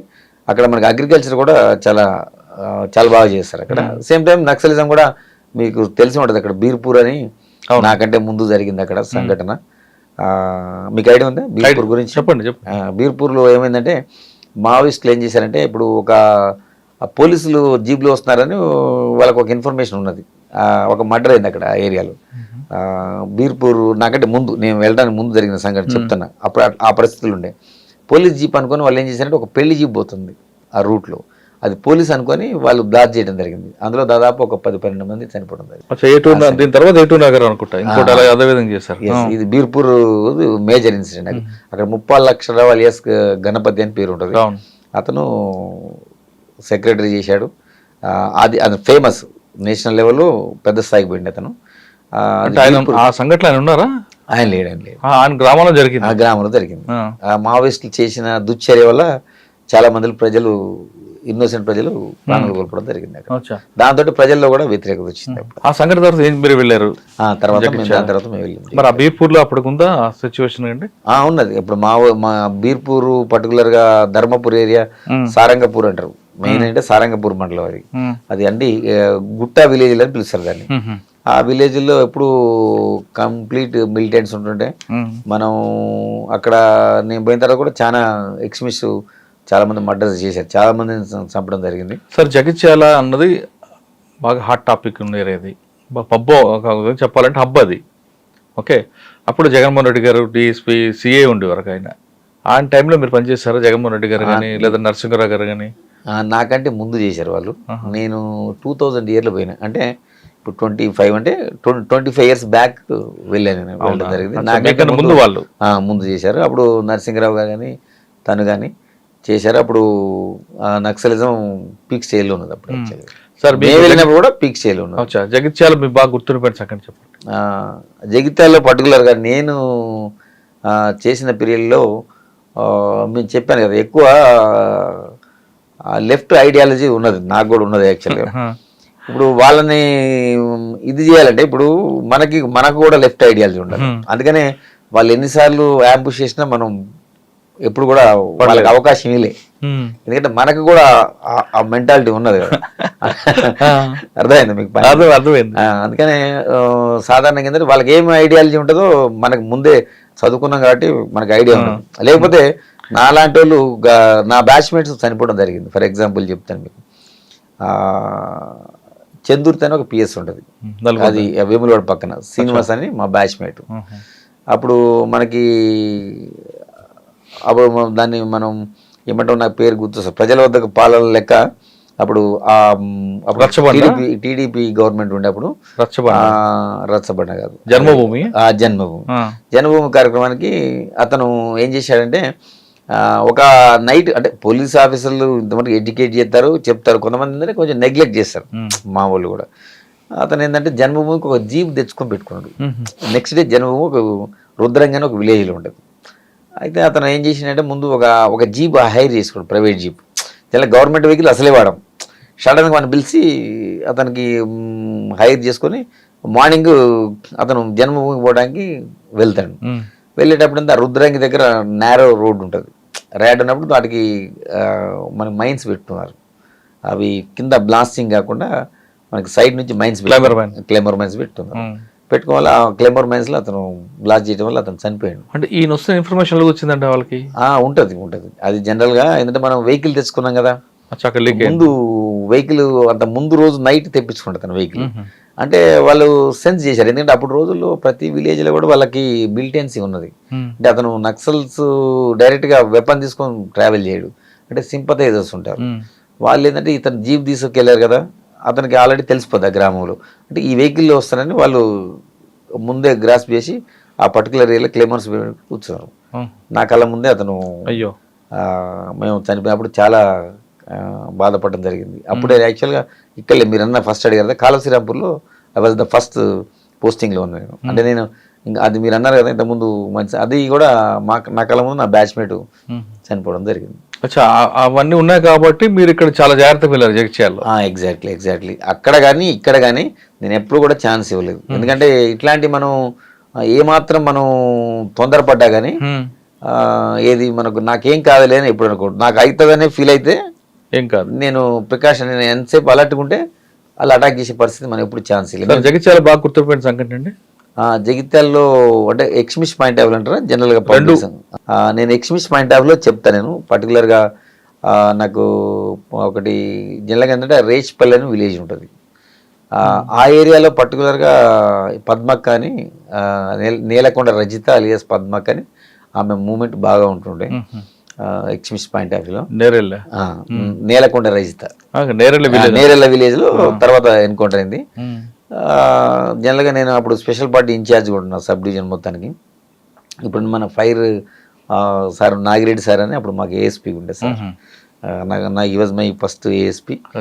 ఇప్పుడు ప్రజెంట్ సార్ డీజీ మా ఫైర్ ఉన్నారు సార్ నాగిరెడ్డి సార్. అప్పుడు ఆ టైంలో స్పెషల్ పార్టీ ఇన్ఛార్జిగా ఉన్నా నేను. ఉన్నప్పుడు రేచ్పల్లి అని విలేజ్ ఉంటుంది. ఆమె అక్కడ ఫారెస్ట్ చాలా హెవీ ఫారెస్ట్ ఉంటుంది. మీరు అన్నట్టు అబ్బగిరిపూర్ పక్కన సారంగపూర్ మండలం మొత్తం టోటల్గా. అంటే పేరుకి నేను జగిత్యాల చేసినా కానీ ఎక్కువ మేమందరం ఎస్ఎల్ కూడా మాకు ట్రైనింగ్ ఇచ్చారు కాబట్టి మేము కంపల్సరీ నా జ్యూరిడిక్షన్ కాదు, మిగతా జ్యూరిడిక్షన్కి ఇది కొంచెం టౌన్. ఇది పక్కన ఏదైతే విలేజెస్ ఉన్నాయో వాటికి కోంబింగ్ ఆపరేషన్కి మేము రెగ్యులర్గా పోయేది. అంటే ఒకరోజు పోతే మేము 2-3 రోజులు కూడా పోతాం కోంబింగ్కి. అంటే మేము ఒకరోజు ఈరోజు బయలుదేరినామంటే ఆన్ ఫుట్ తీసపోయి అర్ధరాత్రి ఒక వెహికల్లో తీసపోయి ఒక ప్లేస్లో డ్రాప్ చేస్తారు. అట్లా డ్రాప్ చేసినప్పుడు మేము ఆ విలేజ్లో ఎప్పుడు మేము మా ఏదైతే మా రెగ్యులర్ ట్రాక్స్ యూజ్ చేయము. రెగ్యులర్ ట్రాక్స్ మీరు నైట్ టైం పంపించారనుకోండి, మీకు ఆ టోపోగ్రఫీ ఎలా తెలుస్తుంది? ఈ రోడ్ ఇటు పోతే ఇటు వస్తుంది, ఇటు పోతే ఇటు వస్తుంది అని? అంటే మేము మాకు మ్యాప్ ఉంటుంది, మ్యాప్ రీడింగ్ నేర్పుతారు ఫస్ట్. నైట్ లో పనిచేస్తాం. ఆ మ్యాప్ రీడింగ్ మాకు ఒక ఉంటుంది, ఇన్స్ట్రుమెంట్ ఉంటుంది. మేము దాన్ని అది పెట్టుకొని మేము చూసుకుంటాం. అది డైరెక్షన్ మ్యాప్ రీడింగ్ బట్టి ఫాలో అయ్యేది. కానీ ఒక గైడ్ ఉండాలి కదా. అంటే గైడ్ అంటే ఆ లోకల్ మిలిటెన్స్ ని గైడ్ పెట్టుకుంటాం. అంటే కొంతమంది వాగులు వంకలు డిఫరెంట్ ఉంటాయి ఉన్నా కానీ మనకి మ్యాప్ రీడింగ్ నేర్చుకుంటే ఇప్పుడు మిలిటరీ కూడా నేర్చుకుంటాం. మాకు కూడా మాకు మ్యాప్ రీడింగ్ నేర్పించారు. ఏది రిగార్డింగ్ మాకు ఒక ఇన్స్ట్రుమెంట్ ఉంటుంది. ఆ ఇన్స్ట్రుమెంట్ బేసింగ్ అని పెట్టుకొని మనం నైట్ విజన్ కూడా ఉంటుంది మాకు. ఇది నాట్ టైంలో మనం నైట్ విజన్ గూగుల్స్ పెట్టుకొని మనం రూట్లో పోయేది మనం చూడొచ్చు. ఎందుకంటే వాళ్ళ మూమెంట్ కూడా అబ్జర్వ్ చేసుకోవచ్చు. అట్లా మేము వాటిని కోంబింగ్ ఆపరేషన్ పోయేది. మేము మిలిటెన్స్ కూడా పికప్ చేసేది. ఆ విలేజ్లు పోయి ఎవరెవరు సానుభూతి పనులు వాళ్ళందరికీ మేము మీటింగ్ ఆర్గనైజ్. మెయిన్ ప్రధానంగా ఏంటంటే విలేజ్లు పోయి చెప్పేది ఎక్స్ట్రీమిజం తోటి మనకి ఏం నష్టం. ఇప్పుడు ఫర్ ఎగ్జాంపుల్ ఎక్స్ట్రీమిజం ఉందనుకోండి, వాళ్ళు రోడ్ వేయనీరు. ఫర్ ఎగ్జాంపుల్ రోడ్ కన్స్ట్రక్షన్ చేయనీరు. నేను రోడ్డు యాక్సెస్ ఉంటే ఆ విలేజ్కి పోలీసు అవుతుంది, ప్రభుత్వం అవుతుంది. అప్పుడు వాళ్ళ ఆటలు సాగవు కాబట్టి వాళ్ళు జనరల్గా అవన్నీ ప్రివెంట్ చేయడానికి ప్రయత్నం చేసేది. ఎందుకంటే ఆ డంపర్స్ను వెహికల్స్ రోడ్స్ వేస్తుంటే వాటిని తగలబెట్టడం, రోడ్ వేయకుండా చూసుకునేటప్పుడు. సరే, మీరు పద్మక్క గురించి చెప్తున్నారు. ఆమెది కూడా ఏమైందంటే మేము రేచ్పల్లిలో ఉన్నది. నేను యాక్చువల్గా అంతకుముందు మేము పోవడం జరిగింది కోంబింగ్ ఆపరేషన్ ఇన్ఫర్మేషన్ మీద. పోయితే అక్కడ నాకు సైట్ కాలేదు. నేను తిరిగి వచ్చిన తర్వాత నెక్స్ట్ ఇంకొక పార్టీ వెళ్ళింది. ఇమీడియట్గా వెళ్ళిన తర్వాత వాళ్ళు కూడా డైవర్షన్ చేస్తారు, అటెన్షన్ డైవర్షన్. మీకు కొంచెం చిన్న లాజిక్ చెప్తా. మనం ఏమంటే ఫారెస్ట్లో ఉందని మనం వెళ్తాం. వాళ్ళు పోలీస్ బ్రెయిన్ నార్మల్ బ్రెయిన్ని డైవర్ట్ చేస్తాం. కానీ ఆమె నేరెల్ అని విలేజ్ ఉంటుంది, ఒక హిల్ ఉంటుంది. కానీ బట్ దానికి ఆనుకుని మేజర్ రోడ్ ఉంటుంది. జగిత్యాల టు ధరంపూర్ నుంచి నెక్స్ట్ బార్డర్ ఆదిలాబాద్ జిల్లా. అంటే మెయిన్ రోడ్కి వచ్చి ఉన్నది.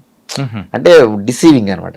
మీకు అర్థమైంది పాయింట్. జనరల్గా ఏంటంటే మనం ఫారెస్ట్లో ఉన్నదని ఇన్ఫర్మేషన్ మనం పోతే కావాలని రోడ్కి వచ్చేస్తుంది, మెయిన్ రోడ్కి. అంటే మెయిన్ రోడ్ని ఎక్స్పెక్ట్ చేయరు కదా ఎవరు. ఇంత దళం పెట్టుకొని మనల్ని డిసీవ్ చేయడానికి ఆమె ఇక్కడికి వచ్చింది.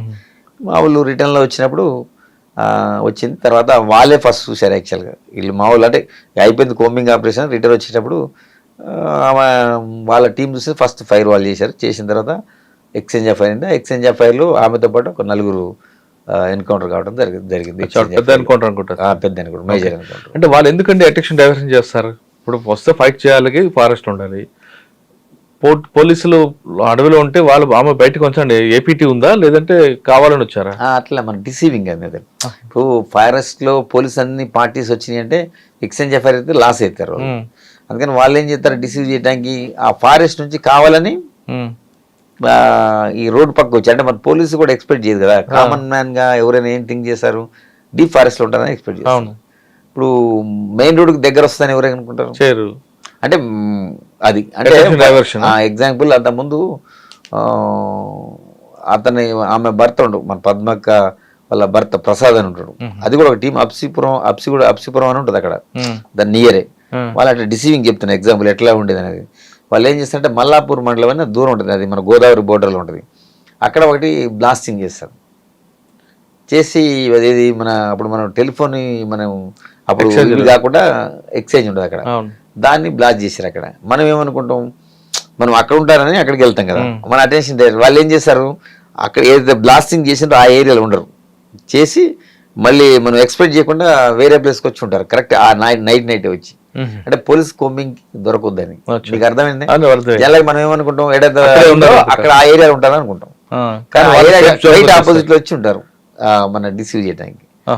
మనం ఆ నాలెడ్జ్ ఉంటే అది మేము వేరే ఉంటుంది ట్రైనింగ్.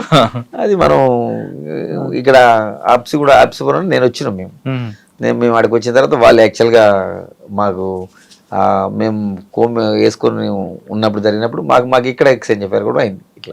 అంటే మీకు ఎగ్జాంపుల్ చెప్తున్నా, అంటే అటెన్షన్ డైవర్షన్ చేస్తారు అంతే. ఎగ్జాక్ట్లీ. అంటే ఒకవేళ కొంతమంది మీలాంటి ఆఫీసర్లు అటు కూడా అటో పార్టీ పంపిస్తారు, అక్కడ ఒక పార్టీ పంపిస్తారు. మేము కూడా ఏం చేస్తాం, అక్కడ ఒక పార్టీ పంపించి మళ్ళీ అసెస్ చేసుకుంటాం ఎటు రావడానికి ఉంటుందండి. అంటే అది మళ్ళీ మాకు ఆ లాజిక్ తెలిసిన తర్వాత మళ్ళీ అది మానుకుంటారు. లాజిక్ కాదు అదే. ఓకే, తర్వాత అండి జగిత్యాల తర్వాత మనం నెక్స్ట్ తర్వాత కోరుట్ల వెళ్ళడం జరిగింది. నేను కోరుట్ల నుంచి నెక్స్ట్ ప్రమోషన్ మీద ఇన్స్పెక్టర్ గా హైదరాబాద్ రావడం జరిగింది. కోరుట్లలో మీకు బాగా గుర్తుండిపోయిన సంఘటన? కోరుట్లలో జరిగింది అప్పుడు తెలంగాణ ఉద్యమం స్టార్ట్ అయింది కీలకంగా. తెలంగాణ ఉద్యమంలో మేమందరం కూడా పనిచేయడం జరిగింది. అది పీక్ అవర్స్. హైదరాబాద్కి వచ్చి సిఐడిలో ఒక 2 years చేసి తర్వాత మళ్ళీ బ్యాక్ కరీంనగర్ 2 town ఇన్స్పెక్టర్ గా పోయింది. ఓకే సార్, సిఐడిలో ఉన్నప్పుడు సూరి హత్య కేసులో భాను, ఆ కేసులో మీరు కూడా ఉన్నారు కాబట్టి, భాను అనే వ్యక్తి ఎవరికి దొరకకుండా తిరిగాడు చాలా సంవత్సరాలు, దాదాపు నాకు తెలిసి 2-3 సంవత్సరాలు అనుకుంటా. అప్పుడు డీజీ గారు కూడా ఎస్వి రమణమూర్తి గారు, డిఎస్పి మల్లారెడ్డి గారు, మీరు సెల్ ఫోన్ వాడని వ్యక్తిని మీరు ఎలా ట్రాక్ చేశారండి? ఆయన బేదర్ వస్తాడు, కర్ణాటక వస్తాడు, మెయిల్స్ ద్వారా ట్రాక్ చేశారు, ఎలా ట్రాక్ చేశారు? మీరు అన్నది వాస్తవమే. ప్రతి మనిషి కూడా ఒక వీక్నెస్ ఉంటుంది. అంటే ఎన్ని రోజులు మాట్లాడుకుంటుంటాడు, ఒక నాకు తెలిసి 2.5 years అతను అంటే కన్వర్సేషన్ చేయలే, ఫోన్లో ఎవరితో మాట్లాడలేదు. అంటే అతను ఎక్కడ పబ్లిక్ ఫోన్స్ వాడి పబ్లిక్ బూత్ నుంచి ఫోన్స్ వాడిండు. అంటే తన దగ్గర నుంచి ఇది కాకుండా మాట్లాడి ఫైనల్గా ఏంటి, ఏదో ఒక రోజు మనిషి ఎంత ప్రికాషన్ పెట్టుకున్నా డిసిప్లిన్ ఏదో ఒక రోజు తప్పుతాడు. అట్లా ఆయన కూడా ఒక రోజు డిసిప్లిన్ తప్పి ఎలా తప్పాడండి అది సరే రివీల్ చేయొద్దులండి. అది ఎందుకంటే మళ్ళీ ఫర్దర్ ఇన్వెస్టిగేషన్ కానీ ప్రాబ్లం ఉండే కాబట్టి మనిషి అంటే ఎన్ని రోజులు డిసిప్లిన్ గా కాన్సన్ట్రేషన్ ఉంటాడు, ఏదో ఒక రోజు ఎవరైనా అన్ని రోజులు ఆయన మీద మీరు అబ్జర్వేషన్ ఉందా? ఉంటుంది, పోలీస్ కంప్లీట్ అబ్జర్వేషన్ ఉంటుంది. విమర్శలు వచ్చినాయి అప్పుడు మీరు చూసుంటారు. అప్పుడు ఇది ఎన్ని రోజులు పట్టుకోలేకపోతున్నారు దొరకడా పోలీసు 2.5 years నాటే స్మాల్ పీరియడ్, చాలా పెద్ద పీరియడ్ మనకి అది. కానీ ఫైనల్ గా ఒకరోజు తప్పు చేసిండు, వాళ్ళకు దూరం ఉన్న వాళ్ళకి కాంటాక్ట్ అవుతారు ఫస్ట్. అంటే 2.5 సంవత్సరాలు ఆయన మీద అబ్జర్వేషన్ ఉంది. ఉన్నాను ఎప్పుడు ఎవ్రీడే ఉంటుంది, not only 1 day. Single day కూడా ప్రతి కేసులో అలాగే ఉంటుంది సార్, లేదు కేవలం సెన్సేషన్ కేసులో ఉంటుంది? ప్రతి కేసులో కూడా మనం అక్యూని పట్టుకోవాలన్నప్పుడు రోజు అబ్జర్వేషన్ పెడితేనే ఆ పోలీస్ ఆఫీసర్ సక్సెస్ అవుతారు. ఎవరైతే పెట్టకపోతే దొరకడం వదిలిపెడితే అంతే కదా. మనం తర్వాత వాళ్ళ కుటుంబ సభ్యులను కానీ వాళ్ళందరినీ కూడా అబ్జర్వేషన్ పెట్టుకోవాలి మనం. మీ దగ్గర ఒక ఇష్యూ ఉంటుందండి, ఎలా అంటే ఒక నేరం చేసిన వ్యక్తి మరో నేరం చేసి దొరుకుతాడు, ఏమి చేయకపోతే దొరకడం ఉంటుంది. మరి భాను ఆ తర్వాత ఏ నేరం చేయలేదు కదా, మరి ఎందుకు ఆయన మీద అబ్జర్వేషన్ ఉంది అంటే ఇప్పుడు పాత నేరం ఇప్పుడు ఒకతను మర్డర్ చేసిన తర్వాత అతన్ని పట్టుకోకపోతే ప్రజల్లో కూడా పోలీసుకి ఏముంటుంది, పోలీసు వైఫల్యం కదా. అవును, అతను పట్టుకొని అయితే కోర్టు ముందు ప్రవేశపెట్టి కోర్టు ద్వారా శిక్ష పడేటట్టు చేశారు కాబట్టి ప్రజల్లో నమ్మకం విశ్వాసం పోలీస్ శాఖ మీద ఉంటుంది. మనం తర్వాత చేయకపోవచ్చు కానీ అది చేసిన దానికి మనం ఏదైతే చేసినో దానికి చట్ట ప్రకారం చర్య తీసుకోవాల్సిన పరిస్థితి ఉంటుంది కదా. సార్ ఆయన ఒక తప్పు చేశాడు, ఆ తప్పు తర్వాత ఆయన కర్ణాటక వచ్చాడు, అంతా వాస్తవం అంటారా? కరెక్టే కదా. వేరియస్ స్టేట్స్ మూవ్ అయిండు తర్వాత అది తెలుసు నాకు. నేను కూడా అసిస్ట్ చేసినప్పుడు మేము ఉన్నాం. అంటే అది రివీల్ చేయకూడదు, ఆల్రెడీ కన్వెన్షన్. Yes exactly. అంటే కొన్ని విషయాలు చెప్పొచ్చు, అన్ని విషయాలు కూడా ఇన్వెస్టిగేషన్ స్కిల్స్ అన్ని మనం బయటకు చెప్తే ఏమవుతుందంటే అవి నేరస్తులు నేర్చుకునే అవకాశం ఉంటుంది. దాంతో ఏంటంటే మళ్ళీ నేరస్తులు మనం పట్టుకోవాలంటే ఇంకో ఎక్కువ ఇబ్బంది పడాల్సి వస్తుంది. అంటే మీరు అంటున్నారు, కొంతమంది ఆఫీసులు అంటారు కొత్త నేరాలు వాళ్ళు ఎంత ముందుకు వెళ్తే అంత పరిగెడతాం మేము కూడా అంటుంటారు. కరెక్ట్. నేను అదేమంటే మనం రివీల్ చేయకూడదు కదా. మీరు అన్నది నిజమే. నా స్కిల్స్ అన్నీ కూడా నేను మా పోలీస్ శాఖ ఎట్లా పట్టుకుంటుంది, మా పై ఆఫీసర్, నేను ఒక్కనే కదా, నా ఒక్క బ్రెయినే ఉండదు కదా, వాళ్ళందరూ కూడా టీమ్స్ డివైడ్ చేస్తారు, చేసి వేరియస్ టీమ్స్ అప్పుడున్న మనకు టెక్నికల్గా ఏమేమి ఉన్నాయి అట్లా ఆ విధంగా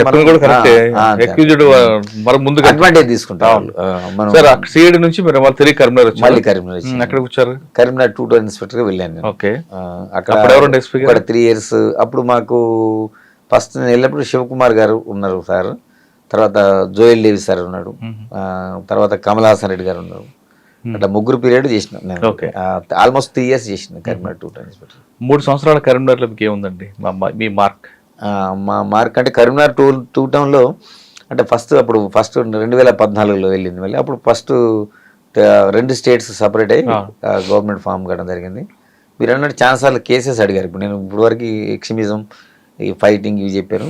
మామూలుగా జనరల్ పోలీసింగ్ చెప్తున్నాను. ఫర్ ఎగ్జాంపుల్ ఒక కేసు అంటే మహిళలు ఎలా ఉంటారు అనేది మనం చూడవచ్చు. మన భారతీయులు కానీ ఉమెన్ ఎలా ఉంటారు, ఎట్లా భర్తలను ప్రొటెక్ట్ చేస్తారు, ఒక చిన్న లైవ్ కేసు చెప్తే ఎగ్జాంపుల్. ఒక కేసులో ఒక ఆమె అక్కడ గ్యాస్ ఉన్నట్టు కృష్ణని నువ్వు ఆ గ్యాస్ని పోసుకొని అంటించుకున్నది, తనే సెల్ఫ్ అంటించుకుంది, హాస్పిటల్లో అడ్మిట్ అయిందని చెప్పి మా దగ్గర ఉండే ఒక ఏఎస్ఐ వెళ్ళి నైట్ అయింది కదా, అతను పోయి ఎగ్జామిన్ చేసి ఆమె స్టేట్మెంట్ తీసుకుంటే ఆమె కూడా చెప్పింది, నేనే వన్ రూమ్లోకి వెళ్తే అది యాక్సిడెంటల్గా కట్టుకుందని చెప్పింది. అదే చెప్పింది. తర్వాత మేము జనరల్గా ఏంటంటే మేము రిక్వెస్ట్ ఇస్తాం, మేజిస్ట్రేట్ గారు కూడా ఇస్తాం. ఎందుకంటే ఉమెన్ కాబట్టి విత్ ఇన్ 7 years మ్యారేజ్ ఉంటే డీడీ రికార్డ్ చేయించింది. మేజిస్ట్రేట్ కూడా ఆమె అదే చెప్పేసింది. నాకెందుకో డౌట్ వచ్చింది. నాకు ఈవెన్ అంటే ఒక మేజిస్ట్రేట్ స్టేట్మెంట్ రికార్డ్ అయితే మేము జనరల్గా డిపెండ్ అవుతారు మా వాళ్ళు. నేనేం చేసిన అది ఎందుకు ఒకసారి విజిట్ చేస్తాను నేను. నాకు ఆ రోజు మార్నింగ్ పోయి విజిట్ చేసి నేను ఆ సీన్ ఆఫ్ ఎవిడెన్స్ చూస్తే నాకు ఆమె ఏమని చెప్పింది, వంట రూమ్లో అని చెప్పింది వీళ్ళ స్టేట్మెంట్లో. కానీ అక్కడ మన ఫిజికల్గా అబ్జర్వేషన్ ఉంటుంది మాది కూడా. అబ్జర్వేషన్ అక్కడ చూస్తే ఏమనిపించింది నాకు, అది వంట రూమ్లో జరగలేదు, ఆమె బెడ్రూమ్లో జరిగింది. జరిగిందని నాకు డౌట్ వచ్చి నేను ఆమెను పోయి మళ్ళీ పోయి నేను ఎగ్జామిన్ చేయడం జరిగింది. ఏమమ్మా నువ్వు అబద్ధం చెప్తున్నావు, ఎందుకు ఇట్లా జరగలేదు ఇది అడిగితే అప్పుడు కొంచెం ఏడ్చుకుంటా చెప్పింది, ఎస్ నిజమే సార్, మా భర్తనే పోసి ఇది చేసిండు, అడ్డు పెట్టిండు, కానీ నా పిల్లలు ఉన్నారు కదా, మళ్ళీ వాళ్ళ ఫ్యూచర్ పోతుంది, నేను చనిపోయినా పర్వాలేదు, ఎట్లేం బతక నేను, మళ్ళీ ఆ భర్త కూడా వెళ్ళిపోతే పిల్లలు చూసుకునేటోళ్ళు ఎవరు అనుకొని అప్పుడు మనకేమనిపిస్తుంది, అప్పుడు నిజం కూడా నాకు కూడా ఫీల్ అనిపించింది. అయ్యో ఆవిడ చనిపోతూ కూడా భర్త గురించి ఆలోచించింది అంటే పిల్లలు కరెక్ట్. ఆవిడ చెప్పింది చనిపోతే భర్త జైలుకి వెళ్తే పిల్లలు అనాథలు అవుతారు. అవును. ఏం చేశారంటే నేను దాన్ని కరెక్టే మానవీయ గుణం చూడొచ్చు, కానీ అప్పుడు వాళ్ళ ఆ చిన్న పిల్లలు ఉంటారు ఇద్దరు, ఒకడు 3rd class, ఇంకొక అతను మోస్ట్లీ 4th class ఉన్నాడు, చిన్నపిల్లలు ఇద్దరు. ఆ పిల్లలు ఉన్నారు కదా, వాళ్ళని ఎగ్జామిన్ చేసిన. నాకున్న డౌట్ ప్రకారం నేను అంటే సైంటిఫిక్ అబ్జర్వేషన్ చేస్తే అది జరగలేదు. ఇప్పుడు కన్ఫర్మ్ చేసింది. వాళ్ళ సిస్టర్ కూడా అక్కడ ఉన్నది. ఆ సిస్టర్కి కూడా ఆమె రివీల్ చేయలేదు, నేను అడిగిన దాకా కూడా. సిస్టర్కి అప్పుడు చెప్పిన తర్వాత మాట్లాడుకున్నారు, ఇది జరిగిందని సంఘటన బయటకు వచ్చిన తర్వాత నేను మళ్ళీ ఏమిటొచ్చి పిల్లల్ని కూడా దానికి కొరాబరేట్ చేయాలి కాబట్టి పిల్లల్ని కూడా ఎగ్జామిన్ చేస్తే వాళ్ళు కూడా చెప్పారు, మా మదర్కి ఫాదర్కి గొడవ అయిన తర్వాత కిచెన్లో పోయి ఆ కృష్ణాలు తీసుకొచ్చి ఇక్కడ పోసి ఆ బెడ్రూమ్లో అంటించిన తర్వాత ఇక్కడ జరిగిందని ఆ పిల్లలు కూడా చెప్తారు. చిన్నపిల్లలని ఎగ్జామిన్ వాళ్ళకి ఏం తెలియదు కదా, చిన్నపిల్లలు న్యాచురల్ ఏం జరిగిందో చెప్తారు. వాళ్ళిద్దరు స్టేట్మెంట్లు తర్వాత నేను రీ ఎగ్జామిన్ చేసి మళ్ళీ అతన్ని వాళ్ళ భర్తను అరెస్ట్ చేయడం జరిగింది. చేసి నేను ట్రయల్ కూడా జరిగింది. ట్రయల్ జరిగింది, అతను అరెస్ట్ చేసి జైలుకు పంపించడం జరిగింది. ట్రయల్లో కన్సర్న్ కోర్టు కూడా అతని లైఫ్ కన్విక్షన్ ఇచ్చింది. ఇది చనిపోయిందంటే ఆమె చనిపోయింది. అయ్యో సార్, మరి ఆవిడ మీరు ఇక్కడ పోలీసింగ్ ఇక్కడ మనకి మానవ కోణం దేనికి ప్రయారిటీ ఇచ్చారంటే పోలీసింగ్ ఇచ్చారు, కానీ మరోవైపు కరెక్ట్ అయినప్పుడు నేరాన్ని మనం అట్లా చేయకపోతే ఇప్పుడు సమాజానికి ఏం మెసేజ్ పోతుంది? మనం నేరం జరిగింది, అతను భార్యను చంపిన తర్వాత అతనికి అదే అలవాటు ఇంకా నెక్స్ట్ ఇంకా చేయడం ఏముంది నేరం. కానీ ఆ పిల్లల భవిష్యత్తుకి వాళ్ళ ఎవరైతే వాళ్ళ ఫాదర్ ఉన్నాడు కదా, ఫాదరు సిస్టరు ఉన్నారు, వాళ్ళ ఫాదర్కి చెప్పడం జరిగింది. ఫాదర్ కూడా ఆ రోజు లేకుండే, మా ఫాదర్ ఆయన టేకప్ చేసుకున్నాడు. మేము కూడా సజెస్ట్ చేసి ఆ పిల్లలు కొద్దిగా అంత చదువుకున్న తర్వాత వాళ్ళు టేకప్ చేసుకున్నారు. సార్ ఆ కేసులో కన్విక్షన్ వచ్చింది అంటున్నారు, కానీ డీడీ చూస్తే అది 174 కనిపిస్తుంది. అవును, కానీ ఇక్కడ లాస్ట్ వచ్చి 302కు మారింది. మరి డిఫెన్స్ సర్టిఫికేట్ ఏం తీసుకున్నారు? చేసింది ఆయన. అదే కదా నేను గొప్పతనం అనేది. అంటే అప్పుడు జనరల్గా ఎవరైతే విచారణ చేసిన కోర్టు ఉన్నదో ఇవన్నీ నేను సైంటిఫిక్ ఎవిడెన్స్ కలెక్ట్ చేశాను చెప్పి కదా, అక్కడ మా సైంటిఫిక్ టీం పోతుంది. పోయిన తర్వాత సంఘటన ఏ విధంగా జరిగింది స్కెచ్ మ్యాప్ ఉంటుంది, సీన్ ఆఫ్ తీసుకుంటాం. దాంట్లో మన అన్ని ఆ సంఘటన వివరాలన్నీ జాగ్రత్త పెట్టి ఎవిడెన్స్, పిల్లలు కూడా ఎవిడెన్స్ ఇచ్చారు. వాళ్ళు ఎందుకంటే తర్వాత వాళ్ళ ఎవరైతే చనిపోయినా మా ఫాదర్ అయితే ఊరుకోడు కదా, నా బిడ్డను చంపినంటే రియాక్ట్ అవుతారు కదా ఫాదర్. ఆ పిల్లల్ని అతనే భరోసా తీసుకున్నాడు కదా, అతన్ని పెంచుకున్నాడు. కానీ డిఫెన్స్ లైన్ ఏంటి? డిఫెన్స్ వాళ్ళు ఎట్లయినా చేస్తారు. ఇది చూడండి, మీ మేజిస్ట్రేట్ గారు కూడా చెప్పారు, కావాలని ఐఓ గారు ఇట్లా ఇది చేశారు, నా మీద ఆర్గ్యుమెంట్ చేశారు. కానీ అతను ఉన్నట్టు వేసింది. నేను కూడా ఎంత చాలా మంది అంటే మా దాంట్లో ఫస్ట్ మేజిస్ట్రేట్ది ఏదైతే ఉందో, ఫస్ట్ మేజిస్ట్రేట్ రికార్డ్ చేసినారు డీడీ, అది లేకుండా కొంతమంది సలహా ఇస్తారు మా దాంట్లో ఇన్వెస్టిగేషన్ అది. కానీ నేను అట్లా ఏం లేదు, దాన్ని కూడా పెట్టింది నేను, అందుకని వాళ్ళు నమ్మారు. ఓకే, ఎందుకంటే మనం నిజం దాచి పెడితే ఎప్పుడైనా కొంతమంది పక్కన పడేస్తారు. ఎగ్జాక్ట్లీ నేను అట్లా ఒప్పుకోలేదు. ఏం జరిగిందో ప్రతిదీ కోర్టు ముందర పెడితేనే కోర్టు కోర్టు తీసుకుంటుంది. కోర్టు కూడా నమ్మకం పెరుగుతుందని నేను అనుకున్నా ఆ సంఘటన తోటి. మీకు కరెక్ట్, ఎందుకంటే అది ఇచ్చినది, ఎందుకు ఇచ్చిందో కూడా రీజనింగ్ కూడా అందులో మనం పెట్టలేదు. నాకంటే ముందు కొంత పోలీస్ ఆఫీసర్లు కూడా కామెంట్ చేశారు, అరే ఇది ఎట్లా పెడతారు, పెట్టకూడదు కదా అని. ఒక నాకంటే సీనియర్ ఒక ఏసీపీ కామెంట్ చేసిండు, ఆయన పేరు ఇప్పుడు చెప్పాను నేను. అంటే కానిస్టేబుల్ కింద ఉంటారు కదా మా కోర్టు డీల్ చేసేవాళ్ళు, అరే సార్ మీ మీద ఇట్లా కామెంట్ చేసిండు సార్ ఆయన, ఇట్లా పెడతారా ఎవరన్నా మనం, ఎందుకంటే మనం శిక్ష పడాలంటే మనం ఇది మనకి దానికి వ్యతిరేకం పెట్టుకుంటాం అని అన్నాడు ఆయన. అన్నాడు కానీ నేను అవేం కేర్ చేయలేదు, ఎందుకంటే నిజమే చెప్పాలి మనం ఎప్పుడు. ఎవరికైనా నిజం చెప్తేనే మనకి అప్పుడు కోర్టు నమ్మింది. అదే మనం కనుక దాచిపెట్టినట్టయితే అతను డిఫెన్స్ అతను రేజ్ చేసిన అప్పుడు ఏమైతుంది ఇష్యూ, అప్పుడు మన ఇన్వెస్టిగేషన్ మీద ఇంటిగ్రిటీ దెబ్బతింటుంది. అంటే నా మీద అనుమానం వస్తుంది, ప్లస్ అవుతుంది. సార్ కరీంనగర్లో తర్వాత ఎక్కడికి వచ్చారు? ఇంపార్టెంట్ అని చెప్పారు కదా, ఇంకొక కేసు కూడా ఇంపార్టెంట్ చెప్పండి. కరీంనగర్లో ఉన్నప్పుడు అంటే ఇన్స్పెక్టర్ కొంచెం మనం ఎస్హెచ్ఓ తర్వాత ఇన్స్పెక్టర్ కొంచెం మెచ్యూరిటీ లెవెల్ పెరుగుతుండదు మనకి. ఫర్ ఎగ్జాంపుల్ అందులో ఇంకొక కేసు చెప్తున్నాను. ఇంకొక బాయ్ ఉంటాడు, అది కరీంనగర్లో మనకి కాశ్మీర్ గడ్డ అని ఉంటుంది పక్కన. దాంట్లో అది ఇంపార్టెంట్, ఇట్లా సెన్సేషన్ కేసు చెప్పాలంటే మీకు ఇంట్రెస్ట్ ఉంటుంది ప్రజలకు కూడా. అందులో ఒక మేనల్లుడు వాడి స్టడీయింగ్ మోస్ట్లీ సెకండ్ క్లాస్ చదువుతుండు పిల్లడు. వాడు మేనమామ అంటే వాడు ఇంటర్మీడియట్ చదువుతుండు, అప్పుడే కాలేజీకి పోతుండు. వాడికి కొంచెం బైక్ నడపాలని షోకు, మేనమామకి పిల్లలతో ఆడుకుంటాడు, సరదాగా ఉంటాడు. వాడి ఈ సినిమాలు టీవీలు చూసి రిలీజ్ అయ్యి ఆ పిల్లోడిని ఒకరోజు, నేను అది ముందు చెప్తే మీకు మళ్ళీ ఇదైతుంది, ఒకటి వచ్చింది మాకు, ఏది ఒక కంప్లైంట్ వచ్చింది సడన్గా, అంటే మా బాయ్ మిస్సింగ్, ఇంట్లో లేడని. పోయిన తర్వాత ఆ బాయ్ మిస్సింగ్ మేము వెతికినాం, ఏడ దొరకలేదు. వాళ్ళు కంప్లైంట్ ఇస్తారు, మిస్సింగ్ కింద కేసు రిజిస్టర్ చేసిన తర్వాత మాకు అతను ఆ బాయ్ ఎక్కడ కనిపించకుండా మా మీద పోలీస్ మీద బాగా ప్రెషర్ ఉంటుంది, మేము బాయ్ మిస్సింగ్ అట్లా మీరు ఏం చేస్తున్నారు, మీరు పట్టుకోవాలి కదా మరి అని. నిజంగానే అది మా బాధ్యత కూడా, అది దొరక మేము అంతా మెసేజ్ ఇస్తాం, అన్ని పోలీసుని అలర్ట్ చేస్తాం, అన్ని చేస్తాం. ఆ కేసు నాకు కొద్దిగా ఇంపార్టెంట్ అనిపించింది కాబట్టి చెప్తున్నాను. ఆ బాయ్ని ఎంత ప్రయత్నం చేసినా మాకు దొరకలేదు. తర్వాత సెకండ్ డే ఆ బాయ్ డెడ్ బాడీ కనిపించింది ఆ కరీంనగర్ అవుట్స్కట్స్లో ముళ్ళపొదలో. కనిపిస్తే అప్పుడు వాళ్ళు మా మీద బాగా పోలీస్ మీద నెగిటివ్ వచ్చింది ఆ ఫ్యామిలీ. అంటే మా మీద దాడి చేయటం, మాట్లాడటం, దాడి చేయటం అంటే మాటలతోటి అబ్యూజ్ చేయటం. అరే మేము 2 రోజుల కింద మీకు చెప్పాము, మీరేం సాయం చేయలేరు, పోలీసు బాయ్ని కనుక్కోలేదు, ఇక్కడ శవం అయిపోయిండు, చనిపోయిండు అని చెప్పారు. అంటే ఆ కంప్లైంట్లో వాళ్ళు అది కూడా ఇచ్చారు, బాయ్ మిస్సింగ్. ఏంటంటే ఫస్ట్ మనీ డిమాండ్ చేశారు వాళ్ళు, ఒక పబ్లిక్ బూత్ నుంచి, ఫోన్ నుంచి. అంటే మా వైఫల్యం అన్నట్టు వాళ్ళు కామెంట్ చేసి అదంతా వాళ్ళు కొంచెం పోలీస్ స్టేషన్కి వచ్చి కూడా మా మీద అబ్యూజివ్ లాంగ్వేజ్ యూజ్ చేయటం. సరే అని నేను ఆ కేసు ఇన్వెస్టిగేషన్లో మొదలుపెట్టిన తర్వాత జనరల్గా ఏంటంటే మనం డైవర్షన్ అంటే ఎవరో కిడ్నాప్ చేసి డబ్బుల కోసం అడిగారు, తర్వాత మళ్ళీ నెక్స్ట్ రాలే కాల్ వాళ్ళకి, పైసలు రెడీ పెట్టుకున్నారు పోలీసు చెప్పకుండా. కానీ ఇక తర్వాత లేదు, వాళ్ళకి కాల్ లేదు అక్కడి నుంచి. ఇక నేను ఇన్వెస్టిగేషన్లో చూసిన తర్వాత బయట నుంచి చూసినా కానీ నాకు ఏం ఆధారం దొరకలేదు. తర్వాత కుటుంబ సభ్యుల మీద డౌట్ వచ్చింది నాకు.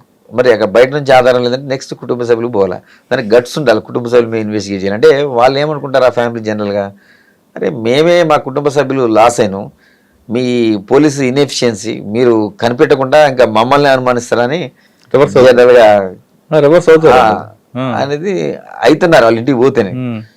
కానీ మనం వదిలిపెట్టలేదు అట్లా. మనం పోలీస్ ఇమేజ్ పెరగాలంటే నిజమైన అక్యూజ్ నేరస్తుని పట్టుకోవాలి మనం.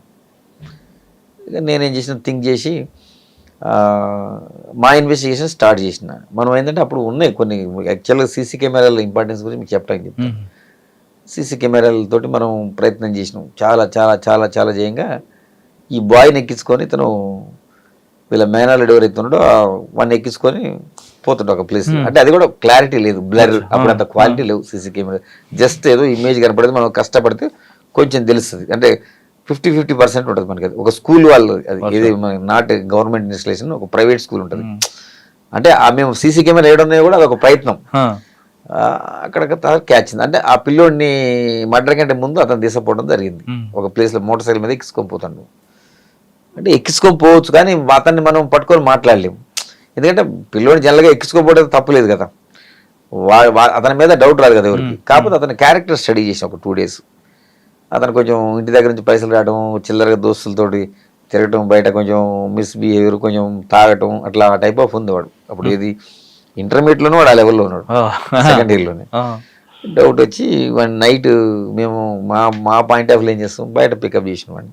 ఇంటి దగ్గర పోయే పరిస్థితి ఉంటుంది, అంటే ధైర్యం కావాలి నాకు కూడా, ఎందుకంటే ఇప్పుడు అప్పటికే వాళ్ళ కుటుంబ సభ్యుల్లో లాస్ అయిండు, సేమ్ వాళ్ళ మేనల్లుడు అంటే వాళ్ళు కూడా ఒప్పుకోరు. అతను పికప్ చేసి ఇక మా పాయింట్ ఆఫ్ వ్యూలో మేము అవి వేరే విధంగా ఉంటుంది, కొట్టకుండా తీసినాం, ఒక్క దెబ్బ కూడా కొట్టలేదు, అది కూడా చెప్తున్నా సైకలాజికల్గానే.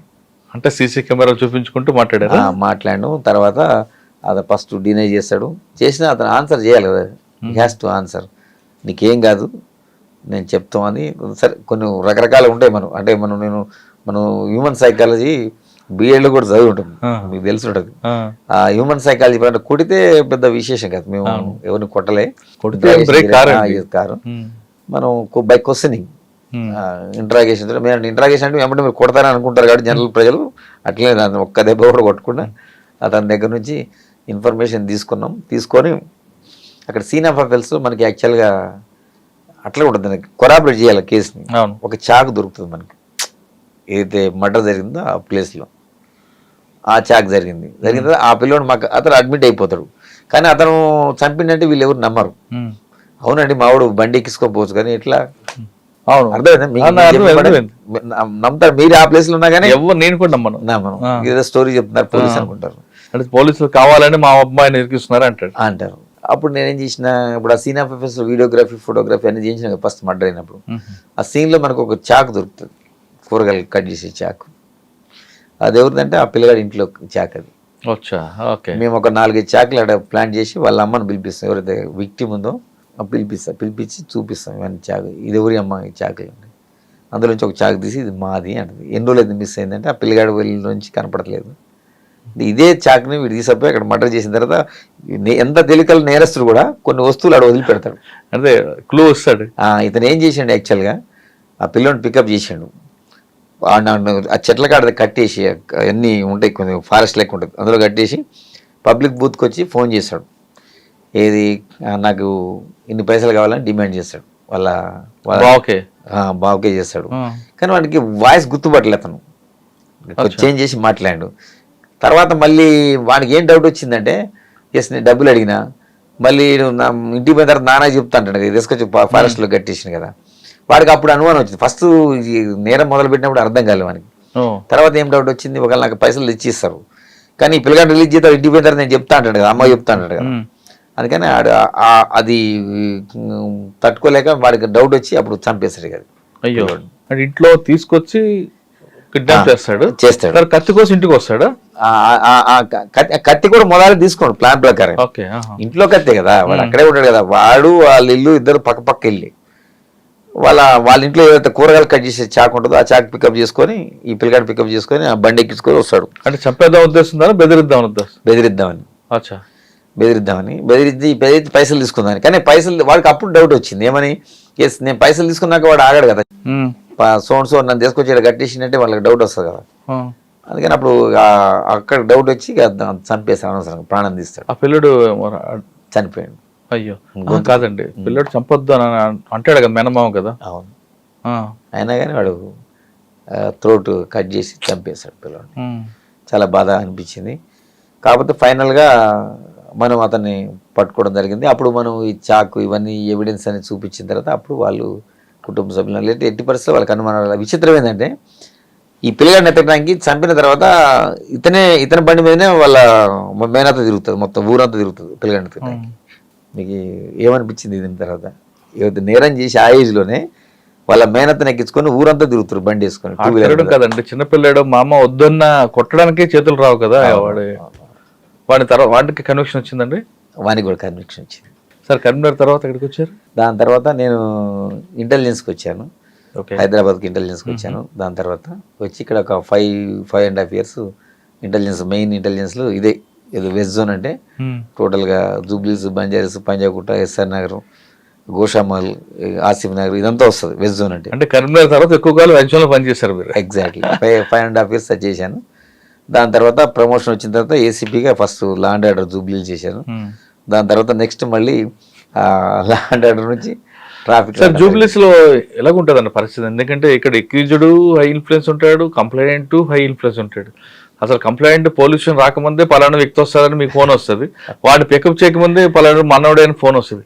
ఈ ప్రజలు ఎలా తట్టుకుంటారండి జూబ్లీస్ లో? మూవ్మెంట్ ఉంటుంది. మనం సిన్సియర్గా ఉంటే అట్లా ఏం జరగదు. కొంచెం మనం మిగతా పోలీస్ స్టేషన్ లో పోల్చుకుంటే జూబ్లీస్ మాత్రం కొంచెం ప్రజలు ఎక్కువ ఉంటారు, హైలీ ఇన్ఫ్లుయెన్స్ ఉంటారు. ఫర్ ఎగ్జాంపుల్ మీకు ఒకటి చెప్తా ఎగ్జాంపుల్, అంటే అది జనరల్గా ఏంటంటే మనం ఇన్వెస్టిగేట్ ఇక్కడ ఆఫీసర్స్, అప్పుడు మన సివి ఆనంద్ సార్ మాకు సిపి హైదరాబాద్ సేమ్ సారే ఉండే అప్పుడు. మధ్యలో తర్వాత సార్ ట్రాన్స్ఫర్ అయిన తర్వాత మన ఎలక్షన్ టైంలో సార్ మారిండే అప్పుడు. సో మారి ఈసారి సందీప్ చాండిలే సార్ వచ్చారు. ఆ సార్ తర్వాత మళ్ళీ నెక్స్ట్ శ్రీనివాసరెడ్డి సార్ కూడా వచ్చారు. ఆ సార్ పీరియడ్ కూడా చేశాను. అంటే వస్తుంటే ఇంపార్టెంట్ మీరు అన్నట్టు కేసెస్ చాలా ఇంపార్టెంట్, ఫైనాన్షియల్ తర్వాత వేరియస్ థింగ్స్ వస్తుంటాయి. కానీ మనం కొంచెం అందరితో కూడా మర్యాదగా మాట్లాడాలి. నా ఫస్ట్ నుంచి కూడా నేను ఎవరిని కూడా అబ్యూజివ్ లాంగ్వేజ్ వాడాను నేను. ఎందుకంటే మాట్లాడితే అడ్వాంటేజ్ తీసుకుంటారు. ఇలా పోలీసులు కొంతమంది తెలిసి తెలియక మాట్లాడుతుంటారు, కానీ ఇట్స్ నాట్ కరెక్ట్. అంటే మై పాయింట్, మీరు మాట్లాడకపోయినా మిమ్మల్ని ట్రాప్ లో పెట్టడానికి చాలా మంది ఉంటారు జూబ్లీస్ లో. మరి అటువంటి ట్రాప్ లో పడలేదా? ఆఫర్ ఎప్పుడు జరగలేదు. కానీ ఎక్కువ ఉంటాయండి, హనీ ట్రాప్స్ ఉంటాయి, చాలా వేరియస్ క్రైమ్స్ ఉంటాయి ఇక్కడ. ఇక స్టేట్ లో ఈ 2 స్టేట్లకు సంబంధించిన వాళ్ళందరూ కేంద్రీకృతమైనది జూబ్లీస్. ఫిలిం నగర్, జూబ్లీస్ అంటే 2 PSలు వస్తుంటాయి. సార్ మీకు జూబ్లీస్ లో బాగా గుర్తుపెట్టిన సంగతి, ఎందుకంటే మీరు 2 స్టేట్లకు సంబంధించిన వాళ్ళు చూశారు కాబట్టి.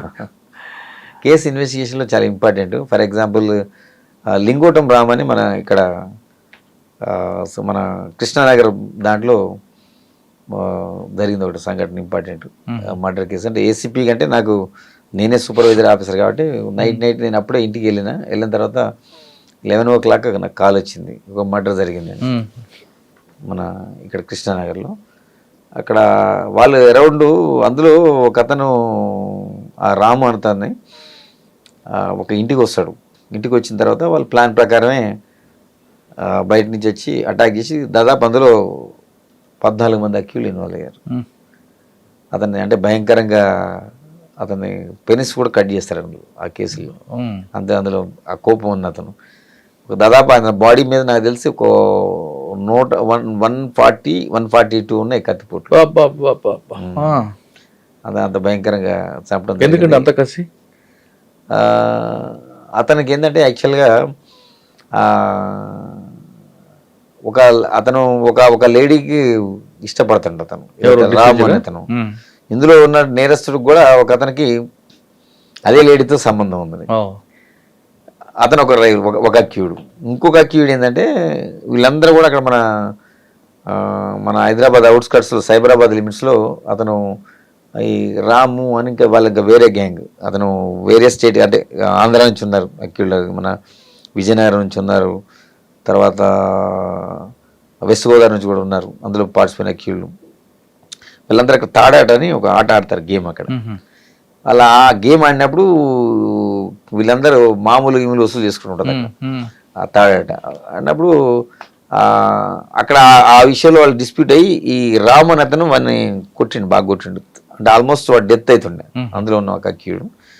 అది అతను వాడు మనసులో పెట్టుకున్నాడు, నా బాడీ అంతా డ్యామేజ్ చేసి నా ప్రొఫెషన్ ఏదైతే తాడాట ఉంటుందో మన అక్కడ ఆడకుండా ఒక రైవలరీ తోటి ఎలగొట్టిండు. అవన్నీ మనసులో పెట్టుకుని అతను ఎట్లా ఆయన చంపాలని గత 3-4 ఏళ్ళ నుంచి ప్రయత్నం చేస్తాడు. ఇతను కూడా వీళ్ళందరూ ఆ లేడీ ఇంటికి వచ్చేటోళ్ళు, సోకాళ్ళుగా రివీల్ చేయడం. కానీ వచ్చినప్పుడు వాళ్ళ ఫ్రెండ్స్ ఎట్లయినా అతను చంపాలని ప్లాన్ వేసుకుంటారు.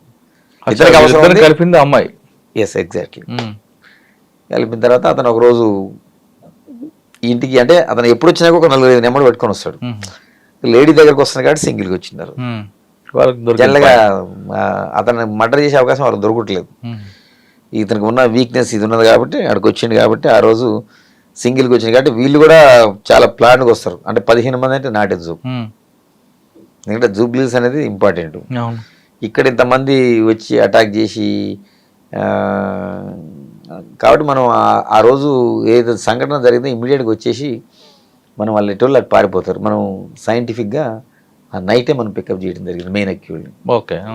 5 o'clock లోపల పికప్ చేసి అరెస్ట్ చేసి వాళ్ళకి తర్వాత దొరికాడండి మెయిన్. అసలు సాధారణంగా కింద వాళ్ళు దొరుకుతారు కదా, పైన వాళ్ళు దొరకడు కదా. దొరికింది మాకు. అంటే మా ప్రయత్నంతో మా ఇన్స్పెక్టర్, ఫిలింనగర్ ఇన్స్పెక్టర్ ఉండే అప్పుడు శ్రీనివాస్ అని, ప్రజెంట్ ఉన్నాడు ఆయన ఇప్పుడు కూడా. అతను తర్వాత జూబ్లీస్లో కూడా ఇంకొక ఇన్స్పెక్టర్ ఉన్నాడు, వెంకటేశ్వర రెడ్డి అని, ప్రజెంట్ ఉన్నాడు అతను. వీళ్ళిద్దరిని టీమ్స్ వైజ్ చేసి పంపిస్తే మేము టెక్నికల్గా అన్ని రివీల్ చేస్తాను. టెక్నికల్ పని చేస్తే వాళ్ళు లక్కీగా దొరికారు. మాకు కూడా అప్రిసియేషన్ వచ్చింది. అంటే ఇమీడియట్గా విత్ ఇన్ 13-14 అవర్స్లోనే మేము పికప్ చేసాం. అంటే మర్డర్ అయిన ఒక 5-6 గంటల్లోనే పికప్ చేయడం జరిగింది. మెయిన్ ప్రధాన నిందితులు పికప్ చేసి కేసు కోర్టులో ఉందా, నడుస్తుంది ఇప్పుడు, ట్రయల్ నడుస్తుంది. ఇంకేం గుర్తున్నాడు సార్? కానీ జూబ్లీహిల్స్లో ఒక కేసులో ఒకటి పిలిచారనుకోండి, బాగా ప్రెజర్ వచ్చింది అన్నది కేసే ఉందా? అట్లే ఉంది కానీ వస్తుంది, మనం చెప్తే కన్విన్స్ అవుతారు. అట్లే ఉంటుంది, ప్రెజర్ ఉంటుంది, కానీ మనం కూడా వాళ్ళకి చెప్పే తిరిగి చెప్తే ప్రజలు అవుతాయి. కానీ ఎక్కువ పబ్బులు అని ఉంటాయి కదండి, పబ్బుల్లో డిస్టర్బెన్స్ ఎక్కువ ఉంటుంది. ఒకవైపు పబ్బుల నుంచి డబ్బులు వస్తున్న ఆరోపణలు ఉంటాయి, పబ్బులు పట్టుకోలేదు మీ ఆఫీసర్లు అక్షంతలు ఉంటాయి, పబ్బుల్లో గొడవలు అవుతుంటాయి. ఇదంతా ఎలాగండి, ఆ కల్చర్ని ఎలాగ మీరు అడ్జస్ట్ అయ్యారు? లేదు, మా పైన ఆఫీసర్స్ కూడా స్ట్రిక్ట్ మానిటరింగ్ ఉంటుంది. మాతో పాటు టాస్క్ ఫోర్స్ ఉంటుంది. మా సిపి గారు కానీ, మా డీసీపీ గారు కానీ వీళ్ళందరూ మానిటరింగ్ చేస్తుంటారు. ఆ టైమింగ్స్ ఉంటాయి, స్పెసిఫిక్ టైమింగ్స్. మనం మామూలుగా Friday, Saturday 1 o'clock దాకా, మామూలు మిగతా రోజుల్లో మనం Sunday 12 o'clock ఉంటుంది. ఆ టైమింగ్ స్ట్రిక్ట్గా అన్నీ బంద్ చేస్తారు, అట్లేం లేదు. స్ట్రిక్ట్గా వాడికి ప్రజెంట్ కాన్స్టేబుల్ పోతాడు. కొన్ని పబ్బులు కొంతమందికి ఇస్తాం. కానీ అప్పుడులోనే పబ్బుల్లో టైంకి నడకపోవడం వల్ల డబ్బుల కోసం ఆశించే ఒక ఇన్స్పెక్టర్ కూడా దొరుకుతారు, సస్పెండ్ అవుతారు కదా. అది మాకంటే ముందు అది జరిగింది. అది జరిగింది. ఇప్పుడు ఈ మధ్యకాలంలో అయితే అట్లాంటిది ఏం లేదు సంఘటన. అది సిన్సియర్గా అన్ని పబ్బులు బంద్ చేయటం, టైమింగ్స్ బంద్ చేయటం, మనకి పెద్ద సంఘటనలు కూడా ఏం జరగలేవు నాకు తెలిసి అయితే. మరి ఎక్కువ కాలం పనిచేయకుండా మరి ట్రాఫిక్ ఎందుకు వచ్చారు? ఎక్కువ అంటే మా డిపార్ట్మెంట్ ట్రాన్స్ఫర్స్ అనేది సర్వసాధారణం. కానీ 2 years చేయలేదు కదా మీరు? చేయలేదు. మనకి ఇది ఇచ్చారు కాబట్టి ఇది చేస్తున్నాం ఇప్పుడు అంతే. Sir land and almost 1 year గా వచ్చింది ఇది కూడా. లాండ్ అండ్ ట్రాఫిక్ వచ్చారు. అవును, పంజగుట్ట ఇక్కడ కూడా మీకు ప్రెజర్ ఎక్కువ ఉంటుంది. ఇది జనరల్గా పంజాగుట్ట అంటారు చాలా మంది. పంజాగుట్ట అంటే ఇది ట్రాఫిక్ వెస్ట్. ఇది వెస్ట్ అంటే మనకి వెస్ట్ జోన్ మొత్తం వస్తుంది. కూర్చోటం మటుకు మేము పంజాగుట్టలో ఉంటుంది. ఓకే. ఈ ట్రాఫిక్ దీంట్లో నాకు వచ్చి ఎస్ఆర్ నగర్ మీకు ఐడియా ఉంటుంది, పంజాగుట్ట ఉంటుంది, బంజారా హిల్స్ ఉంటుంది, జూబ్లీ హిల్స్ ఉంటుంది. సార్ ఈ 4 కూడా సిటీకి పెద్ద హెడేక్ అండ్ పోలీస్ స్టేషన్లు. ఎక్కడ ఏ మూవ్మెంట్ సిటీలో జరగాలి ఈ 4 పోలీస్ లిమిట్స్ లో ముఖ్యంగా పంజాగుట్ట. ఒకవైపు వివిఐపి మూవ్మెంట్ ఉంటుంది, ఒక పబ్లిక్ ఉంటుంది, ఇంకా పీక్ స్టేజ్ లో అసలు చెప్పలేని బాధ ఉంటుంది.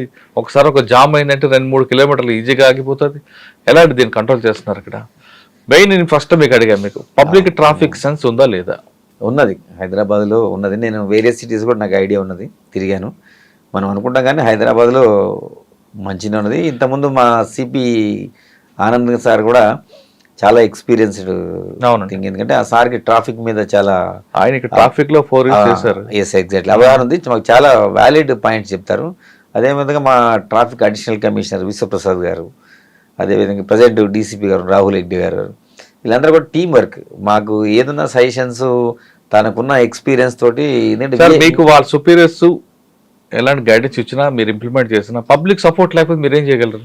ఉన్నది, అట్లేం లేదు. పబ్లిక్ సపోర్టు కూడా ఉన్నది. ఎందుకంటే అవేర్నెస్ ప్రోగ్రామ్స్ మనం చాలా ఆర్గనైజ్ చేయడం జరుగుతుంది. ఫర్ ఎగ్జాంపుల్ మీరు అన్నారు ఇంతకుముందు కొన్ని విషయాలు. ఇప్పుడు రైనీ సీజన్ చాలా డేంజర్. మిగతా సీజన్ల కంటే కూడా రైనీ సీజన్ తీసుకుందామండి. వర్షం పడిందంటే ముందు నిమ్స్ జామ్ అవుతుంది. అవును, మీకు పెద్ద ప్యాక్ కనిపిస్తుంది. మరి ఎలా దాన్ని కంట్రోల్ చేస్తారు? అవును, ఈ మధ్య గారు మన ఈ నూతన ప్రభుత్వం వచ్చిన తర్వాత సీఎం గారు కొంత ఇనిషియేషన్ తీసుకున్నారు. ఇప్పుడు మనకి నిమ్స్ దగ్గర మీరు అన్నారు కదా, ఆ కేసీపీ అని ఉంటుంది, అదే రాజ్భవన్ ముందు ఉంటుంది. అవి పెద్ద, ఇప్పుడు సీఎం సార్ రావడం వచ్చిన తర్వాత అవి చూసి అక్కడ వాటర్ హెవీగా వచ్చిన తర్వాత అంతా దానికి ఏం చేసిన కనెక్టివిటీ పెద్ద మీకు తెలియదు, చాలామంది తెలియదు. అది ఇప్పుడు నెక్స్ట్ రైనీ సీజన్లో అట్లా అయ్యే అవకాశం ఉండదు. ఎందుకంటే సంపు కట్టారు, చాలా పెద్ద హెవీ సంపులు కట్టారు మీ కేసీపీ కింద అండర్ గ్రౌండ్ కట్టి, వర్షం నీరంతా వచ్చి అది కనెక్టివిటీ అయ్యి మళ్ళీ హుస్సేన్ సాగర్ పోయేటట్టు అండర్ గ్రౌండ్ పైపులు కూడా వేయడం జరిగింది. అక్కడ కట్టారు, తర్వాత సెక్రటేరియట్ దగ్గర కట్టారు. మీరు నిమ్స్ అయితే ఈ సంవత్సరం ప్రాబ్లం ఉండదు అంటున్నారు. అది అమీర్పేట కూడా సేమ్ ప్రాబ్లం ఉంటుంది. కొంచెం ముందుకు వెళ్ళాక ఈఎస్ఎస్ సేమ్ ప్రాబ్లం ఉంటుంది. అమీర్పేట మనకి ఉన్నది. ఫర్ ఎగ్జాంపుల్ అమీర్పేట మీరు అన్నది కరెక్ట్. అది యూసుఫ్ కూడా వచ్చేది ఉంది కదా, అది మైత్రివనం దగ్గర కూడా మనకి అవుతుంది. అక్కడ మైత్రివనం కన్నా ముందు మీకు అమీర్పేట బస్ స్టాండ్ దాటిన తర్వాత ఒకటి ఉంటుందండి. అమీర్పేట అంటే టువర్డ్స్ మీరు ఎర్రగడ్డ వైపు అన్నారా? ఇటు అమీర్పేట నుంచి పంజగుట్ట వైపు? పంజగుట్ట వైపు. మీకు అక్కడ అది మేజర్ ఏమి ఉండదు, తొందరనే పోతే మన కింద అడి కూడా లిటిల్ బిట్ కట్టారు సంపులు. అక్కడ కూడా మైత్రివనం దగ్గర కూడా మనకి హర్ష మెస్ అవన్నీ ఉంటాయి. అక్కడ కూడా మనం కింద లిటిల్ బిట్ సంపులు కట్టారు. ఇప్పుడు వచ్చిన తర్వాత హోల్స్ తీసి అవి అంటే టైం పడుతుంది కానీ బట్ అప్ టు అంత ఇష్యూ ఉండకపోతే అనుకుంటాను నేను. నెక్స్ట్ రైనీస్ మనం అబ్జర్వ్ చేయొచ్చు. సార్ వెహికల్స్ పెరుగుతున్నాయి, రోడ్ స్పేస్ పెరగట్లేదు, మరి ఎలా? అంటే మనకి హైదరాబాద్ అనేది ఇప్పుడు షాపింగ్ కాంప్లెక్స్ తీసుకోండి, అక్కడ పార్కింగ్ అంతా రోడ్డు మీద ఉంటుంది, సెల్లార్లో ఉన్న పార్కింగ్ ఉంటుంది. లేదు, ఇక్కడికి వచ్చిన తర్వాత మనం వాటి మీద యాక్షన్ తీసుకోవడం జరుగుతుంది. మనం అడుగుతారు రిపోర్ట్ మీరు అన్నట్టు. హైదరాబాద్ అనేది ఎప్పుడు అప్రతిహతంగా పెరిగిపోతుంది సిటీ అనేది. మనకి సైబరాబాద్ కనెక్షన్ ఫర్ ఎగ్జాంపుల్ మనకి జూబ్లీ హిల్స్ నుంచి ఇప్పుడు కేబుల్ బ్రిడ్జ్ వచ్చిన తర్వాత మెజారిటీ వెహికల్స్ మనకి అటు వెళ్తున్నాయి. ఇది కనెక్టివిటీ సైబరాబాద్కి హైదరాబాద్కి. మీరు అన్నట్టు హైదరాబాద్లో క్రక్స్ ఇదే, ఈ 4 PS లిమిట్సే. ఏది ఎస్ఆర్ నగర్ కానీ జూబ్లీ కానీ పంజాగుట్ట. అంటే విఐపి మూవ్మెంట్. మన ప్రైమ్ మినిస్టర్ గారు వచ్చినా ఇటే వస్తారు, రాజ్భవన్కి వస్తారు, ప్రెసిడెంట్ గారు వచ్చినా ఇక్కడికి వచ్చారు. నేను ఇవన్నీ చేసిన బందోబస్తులు మేము. తర్వాత సీఎం గారిది రెగ్యులర్గా మూవ్మెంట్ ఉంటుంది, గవర్నర్ గారు ఉంటుంది. అవి కాక కూడా వేరే స్టేట్ సీఎంస్ కూడా వస్తారు రిగార్డింగ్ హాస్పిటల్స్ వాటి మీద. మీరు అన్నట్టు హబ్ ఇది, చాలా హబ్, చాలా ఇంపార్టెంట్. ఇక్కడ కూడా ఎప్పుడు మనం స్టాఫ్ని అప్రమత్తంగా వస్తాం మేము.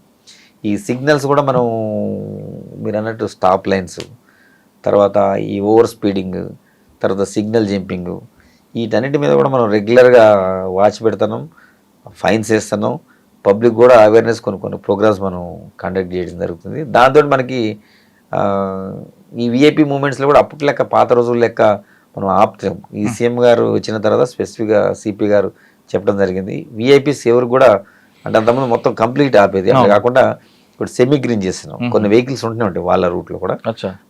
ఇది ఓన్లీ ఈవెన్ సీఎం గారు కూడా స్వయంగా చెప్పడం జరిగింది, ఇది సెమీ గ్రీన్లో వెళ్తాం, నేను నా గురించి ట్రాఫిక్ ఆపొద్దు అనేది వచ్చింది. అందుకని మినిమైజ్ చేసి మనం 1.5 minutes 2 minutes కంటే ఎక్కడ కూడా ఎవరిని కూడా రిస్ట్రిక్ట్ చేయలేదు. ఆపోజిట్లో కూడా ట్రాఫిక్ నడుపుతున్నాం. మీరు అబ్జర్వ్ చేశారు లేదు? ఎందుకంటే అంతకుముందు విఐపి వస్తుందంటే ఆపోజిట్ కూడా ఆపేది సీఎం గారు. ఇప్పుడు జూబ్లీస్ లో సీఎం గారు పాస్ అయ్యారు అనుకోండి, ఇంత ముందు ఏముండదు, జూబ్లీస్ పాస్ అయితే పంజగుట్ట క్రాస్ అయ్యే వరకు, టైల్ పంజగుట్ట వచ్చే వరకు ట్రాఫిక్ ఆపేది.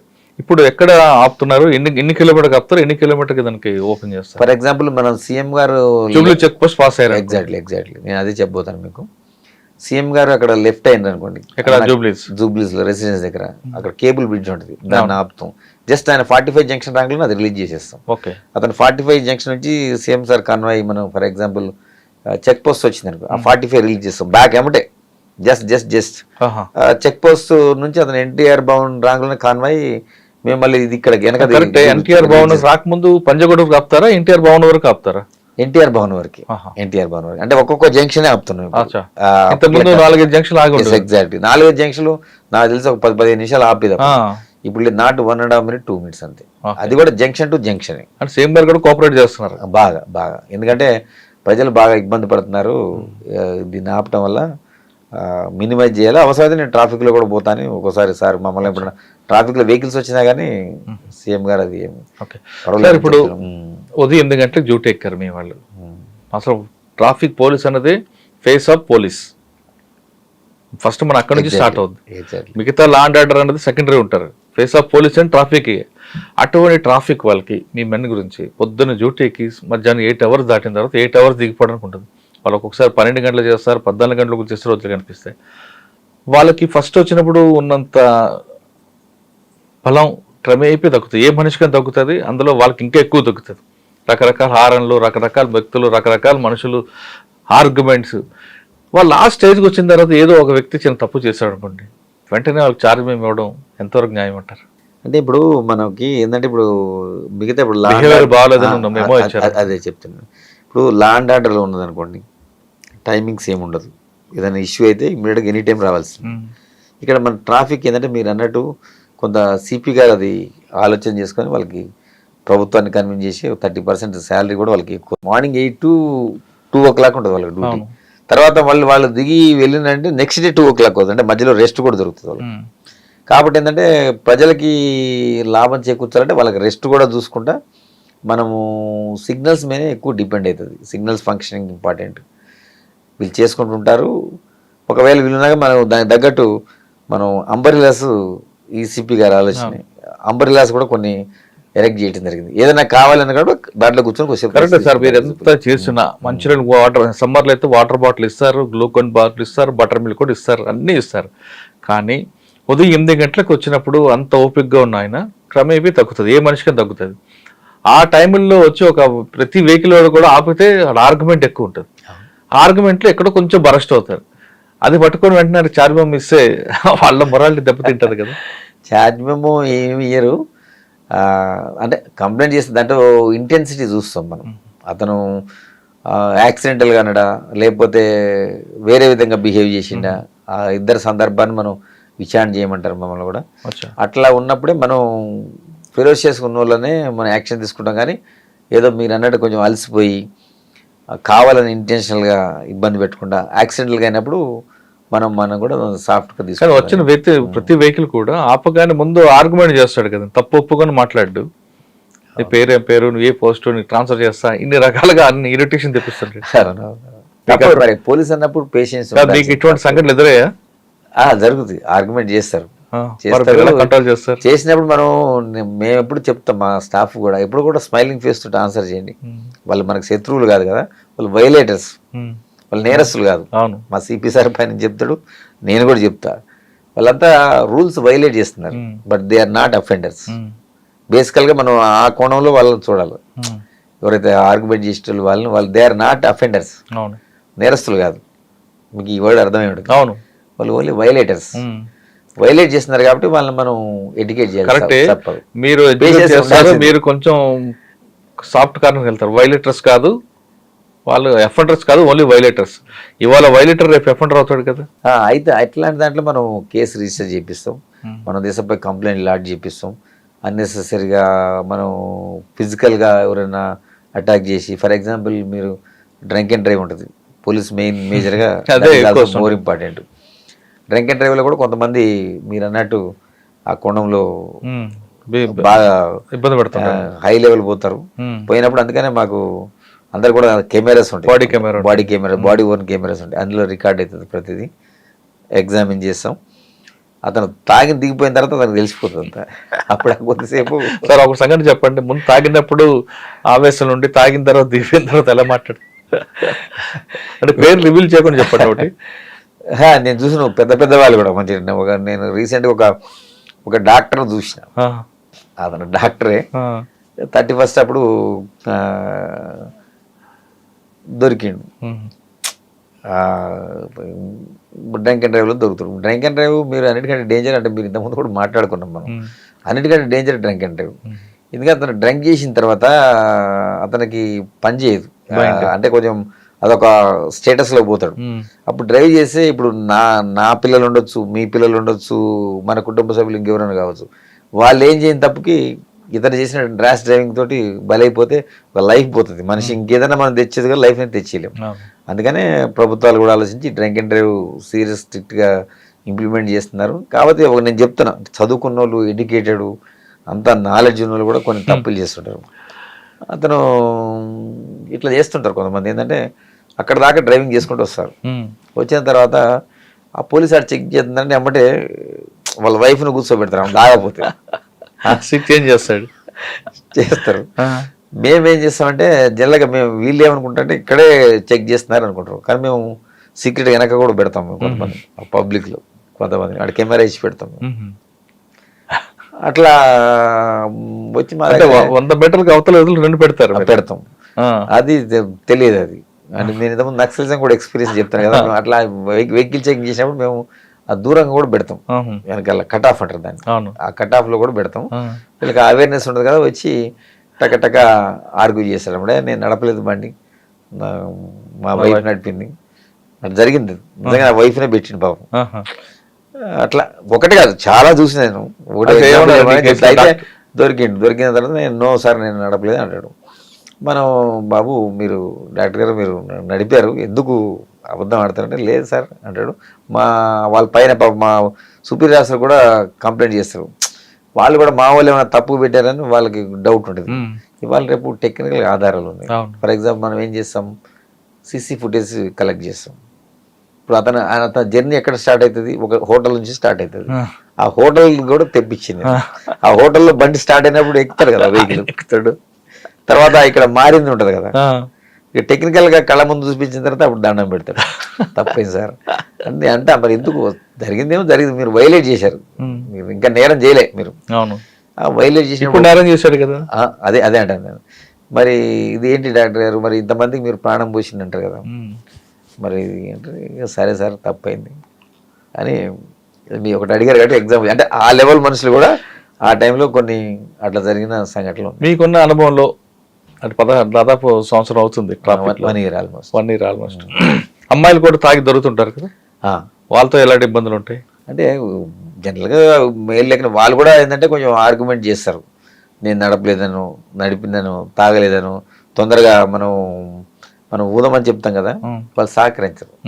చెప్తాం, మనం హాస్పిటల్కి పంపించి బ్లడ్ శాంపిల్ కలెక్ట్ చేస్తాం. సార్ ఆ టైంలో లేడీ హోమ్ గార్డ్ ఉంటారా? ఉంటారు, కంపల్సరీ ఉంటారు, ప్రతి రోజు కూడా ఉంటారు, నాట్ ఓన్లీ సింగిల్. ఎందుకంటే ఉమెన్ డీల్ చేయాలంటే కంపల్సరీ ఉమెన్ ఉండాలి, వాళ్ళని చెక్ చేయాలన్నప్పుడు ఉమెనే చేస్తారు కంపల్సరీ. కానీ కొంతమంది అమ్మాయిలు తాగిన తర్వాత పోలీసులు మమ్మల్ని అడ్డుకున్నారు, మిస్బిహేవ్ చేస్తారు, ఉల్టా కంప్లైంట్ ఇస్తుంటారు కదండి. అందుకని మన దగ్గర బాడీ ఓన్ కెమెరాస్ ఉంటాయి కదా, అప్పుడు ఆ కొద్దిసేపు ఆర్గ్యుమెంట్ చేస్తారు. మన కెమెరా చూపించిన తర్వాత వాళ్ళు ఏం మాట్లాడారు, దిగిపోయిన తర్వాత ఎలా ఉంటారండి వీళ్ళందరూ? మందు దిగిన తర్వాత ఎలా ఉంటారు మీ దగ్గర? అప్పుడు బదిలాడుతుంటారు, మందులో ఉన్నప్పుడు కొంచెం పిల్ల తప్పదు కదా, మనం వైలేషన్ చేశారు. సార్ సాధారణంగా మీరు దొరకకుండా తాగిన తర్వాత దొరకకుండా వెళ్ళాలంటే ఏం చేయాలి? అంటే ఎంత తాగమని అర్థం, దొరకకుండా కాదు. యాక్చువల్ బిఎస్సి ఉంటుంది మనకి. యాక్చువల్గా మనం 35 వచ్చిన దాకా కూడా మనం వాళ్ళని మనం ఏం బుక్ చేయం మనం. 35 ఒక బీర్ తాగితే 60 వస్తుంది కదా సార్. అంటే అది బాడీ టు బాడీ వేరియేషన్ వస్తుంది మీరు అన్నట్టు.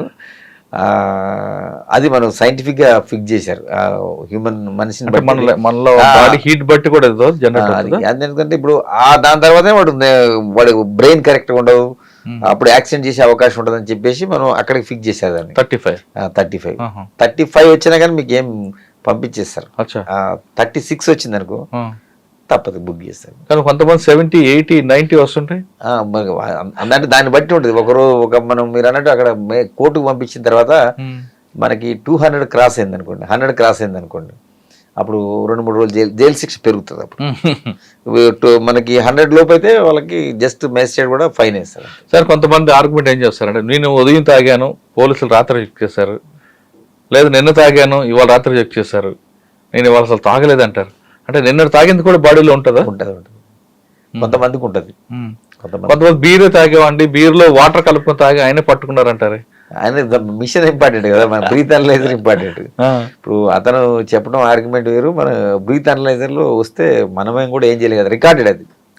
ఒకసారి వేసిన తర్వాత మనకి ఆన్లైన్ వెళ్ళిపోద్ది. నేను తర్వాత కొంతమంది ఆర్గ్యుమెంట్ ఏం చేస్తారంటే, భార్య ఇంట్లో తాగితే భార్య కొడుతుంది, బయట తాగితే మీరు పట్టుకుంటారు, మరి ఎక్కడ తాగాలి అని క్వశ్చన్ వచ్చింది. అందుకని మనం చెప్తున్నాం కదా, ఇప్పుడు తాగమని ప్రభుత్వం అనుమతి ఇచ్చింది, కరెక్ట్, ప్రభుత్వానికి ఆదాయం వస్తుంది అంటారు. అది నిజమే. ఇప్పుడు మీరు చెప్పింది వాస్తవమే, కానీ ఇప్పుడు ఏం చేయమని చెప్తున్నాం మనం, నువ్వు ఉన్నప్పుడు డ్రైవర్ని ఎంగేజ్ చేసుకోవాలి. అంత డబ్బులు ఎదురుంటే నేను ఎందుకు కోటర్ తాగుతానంటాడు. అట్లాంటప్పుడు ఇంట్లోనే తాగాలి. ఇంట్లో తాగితే పెళ్ళం కొడుతుంది కదా. కరెక్ట్ గా అట్లా నేరం చేస్తే వేరే వాళ్ళు బలైపోతారు కదా, ప్రాణం పోతుంది కదా. మీరు అన్నది నిజమే. అది వాళ్ళు జనరల్ గా సరదా ఆర్గ్యుమెంట్ చేయడానికి పనికి వస్తుంది. అంటే సరదా కాదండి, కొంతమంది ఆ రోజు మందు వేస్తేనే బాడీ పనిచేస్తుంది. అంటే రోజు కష్టపడి ఉంటాడు, అలసిపోయి ఉంటారు, తాగితే నిద్ర వస్తుందని కొంతమందికి దానికి అడిక్ట్ అయి ఉంటారు.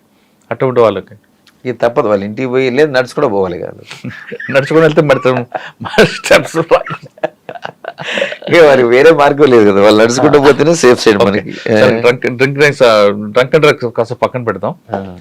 ట్రాఫిక్ వైలెన్స్ కి ఒక్కొక్క కేసు చెప్తాను. సాధారణ 9 రకాలు ఉంటాయండి. హెల్మెట్ లేకుండా రోడ్డు మీదకి వస్తే ఒక ప్రమాదం జరిగింది అనుకోండి, ఆయన వరకే అది స్టిక్ అయి ఉంటుంది, ఎదుటి వ్యక్తికి ఇబ్బంది ఉంటుంది, అవునా? కానీ హెల్మెట్ పెట్టుకోవడం కూడా మస్ట్. హెల్మెట్ పెట్టుకోకపోవడం చనిపోయిన వాళ్ళ గురించి ఒక కేసు చెప్పండి. రీసెంట్గా మనం లైఫ్ స్టైల్ దగ్గర ఉన్నది, ఒక ఫాదరు ఒక డాటరు ఇద్దరు కూడా వస్తున్నారు. ఇది కాలేజీకి పంపించడం గురించి వస్తున్నారు వాళ్ళు. అతను హెల్మెట్ లేదు, ఆ అమ్మాయి కూడా హెల్మెట్ లేదు. వచ్చారు ఆ రోడ్డు మీద, మన లైఫ్ స్టైల్ అంటే బేగంపేట ఫ్లైఓవర్ నుంచి కింద దిగంగా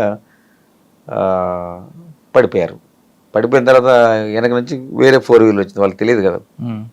ఇతను పడిపోయిన తర్వాత కింద పడిన తర్వాత అమ్మాయి అడ్డుపడ్డది, ఫాదర్ వచ్చి పడ్డాడు. ఆ అమ్మాయి మీద నుంచి పోయింది అది వెహికల్. అందుకే నేను ఇచ్చే సలహా ఏంటంటే, నాట్ ఓన్లీ డ్రైవింగ్ చేసే కంటే పైలట్ రైడర్ కూడా పెట్టుకోవాలి కంపల్సరీ. పెట్టుకుంటే అన్నిటికంటే మన లైఫ్, మన బాడీలో ఇంపార్టెంట్ హెడ్. ఇప్పుడు అదే హెల్మెట్ పెట్టుకుని ఉన్నాను అనుకోండి, అట్లా బతికిన సంఘటనలు కూడా ఉన్నాయి, నేను చూసిన ప్రత్యక్షంగా. సింపుల్ ఇంజరీస్ అయితే మన లైఫ్ సేవ్ చేసుకోవచ్చు ఫస్ట్. కానీ కొంతమంది హెల్మెట్ పెట్టుకుంటే హెయిర్ పాడవుతుందని, హెయిర్ ఫాలింగ్ అవుతుందని, ఇటువంటి రీజన్స్తో పెట్టుకోరండి. హెల్మెట్ ఉందని ఉంటుంది, బండి డిక్కీలో ఉంటుంది, లేదా ఇంట్లో ఉంటుంది. అవును, కరెక్ట్, మీరు చెప్పింది వాస్తవం. ఈ మధ్య రీసెంట్ కొంతమంది డాక్టర్స్ కూడా చెప్పారు నాకు తెలిసి, కొంతమంది మన ఇంపార్టెంట్ డాక్టర్ చెప్పారు అది తప్పు. అది హెల్మెట్ పెట్టుకోవడం వల్ల మనకి హెయిర్ ఫాల్ అనేది సైంటిఫికల్లీ నాట్ ట్రూ అని చెప్తున్నారు. దానికి మనం వేరే అది కారణంతో చెప్తున్నారు, అది సైంటిఫిక్ నాట్ ట్రూ అంటే. హెల్మెట్ కూడా వెహికల్ రోడ్డు మీదకి వచ్చిందంటే ఖచ్చితంగా హెల్మెట్ ఉండాలి, ఉంటేనే పైలట్ డ్రైవర్ ఇద్దరు కూడా. ఇద్దరు ఉంటేనే బెస్ట్ అది. Right sir. కానీ ఇక్కడి వరకు వెళ్తాం అని వస్తుంటారు, హెల్మెట్ అవసరం అంటారు. అది ఇప్పుడు మన మనిషి జీవితమే క్షణభంగురం అంటారు. ఇప్పుడు ప్రమాదం ఎక్కడ పొంచిందో మనకు తెలియదు. అందుకని అందరికి నేను ఇచ్చే అడ్వైజ్ ఏంటంటే, ఇక అది రిస్క్. మీరు పెట్టుకోకుండా వస్తే ఏమైందంటే, లైఫ్ అయితే ఎవరు తెచ్చిరు, ఏదో ఫైన్ వేస్తారో అది వేరే విషయం, ఫైన్ పేమెంట్ చేస్తారు. ఫైన్ అనేది ఇంపార్టెంట్ కదన్న, ఎవరు లైఫ్కి వాళ్ళే ప్రొటెక్ట్. నీ మీద నీ కుటుంబ సభ్యులందరూ ఆధారపడి ఉంటారు, లేకపోతే మీ పేరెంట్స్ ఆధారపడి ఉంటారు నీ లైఫ్ గురించి. అందుకని లైఫ్ అనేది చాలా ఇంపార్టెంట్ కాబట్టి హెల్మెట్ పెట్టుకోవటం మస్ట్ అంటే వాళ్ళని వాళ్ళు రక్షించుకున్నట్టు అని నేను అనుకుంటాను. Okay sir. సెకండ్, హెల్మెట్లో ప్రమాదం, హెల్మెట్ పెట్టుకో ప్రమాదానికి ఆయన ఒకరే బాధ్యత అవుతాడు, లేదా ఆయన మీద కుటుంబం ఆధారపడి ఉంటుంది, ఆయన నష్టపడతారు. కానీ రాంగ్ రూట్లో రావడం వల్ల ఒక ప్రమాదం జరిగితే ఆయనకి ప్రమాదమే, కరెక్ట్ రూట్లో వస్తున్న ఆయనకి ప్రమాదం జరుగుతాయి.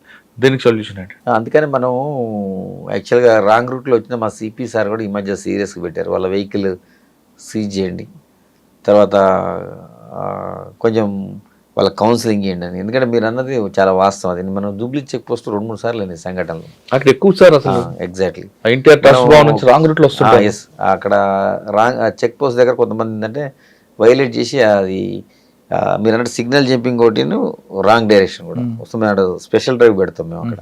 కారణం ఎందుకంటే అది ఇంపార్టెంట్ ఏరియా మీరు అన్నట్టు. అట్లా చాలా ప్లేస్లు ఉన్నారు. ఇక్కడ మనం 1/12 విరించి ఉన్నది, అక్కడ కూడా రాంగ్ సైడ్ వస్తారు. ఈ ప్లేస్లో మేము ఒక్కొక్క 1 వీక్ మా పైన ఆఫీసర్ చెప్పాక స్పెషల్ డ్రైవ్ చేపిస్తున్నాం. ఎందుకంటే అవేర్నెస్ మీడియాలో కూడా బాగా సహకరిస్తారు. ఇక్కడ అన్ని మీడియాలో కూడా మనం పబ్లిష్ చేయడం జరిగింది. చాలా కటింగ్స్ వచ్చినాయి పబ్లిక్లో మెసేజ్ వెళ్ళిన. ఇప్పుడు మీరు అన్నది చాలా వాస్తవం. అది ఇప్పుడు అతను సిగ్నల్ జంప్ అయినప్పుడు ఏం చేస్తాడు, అది పడ్డ తర్వాత రెడ్ వచ్చిన తర్వాత పోవద్దు. పోవడం వల్ల ఏమవుతుంది, అవతల నుంచి వచ్చే వ్యక్తి అతను ఏం తప్పు చెప్పినా అతను కూడా బలవుతాడు. మీరు అన్నది నిజం. అది ఇప్పుడు అతను ప్రాణం తీసే హక్కు ఇతనికి ఎక్కడిది లేదు కదా.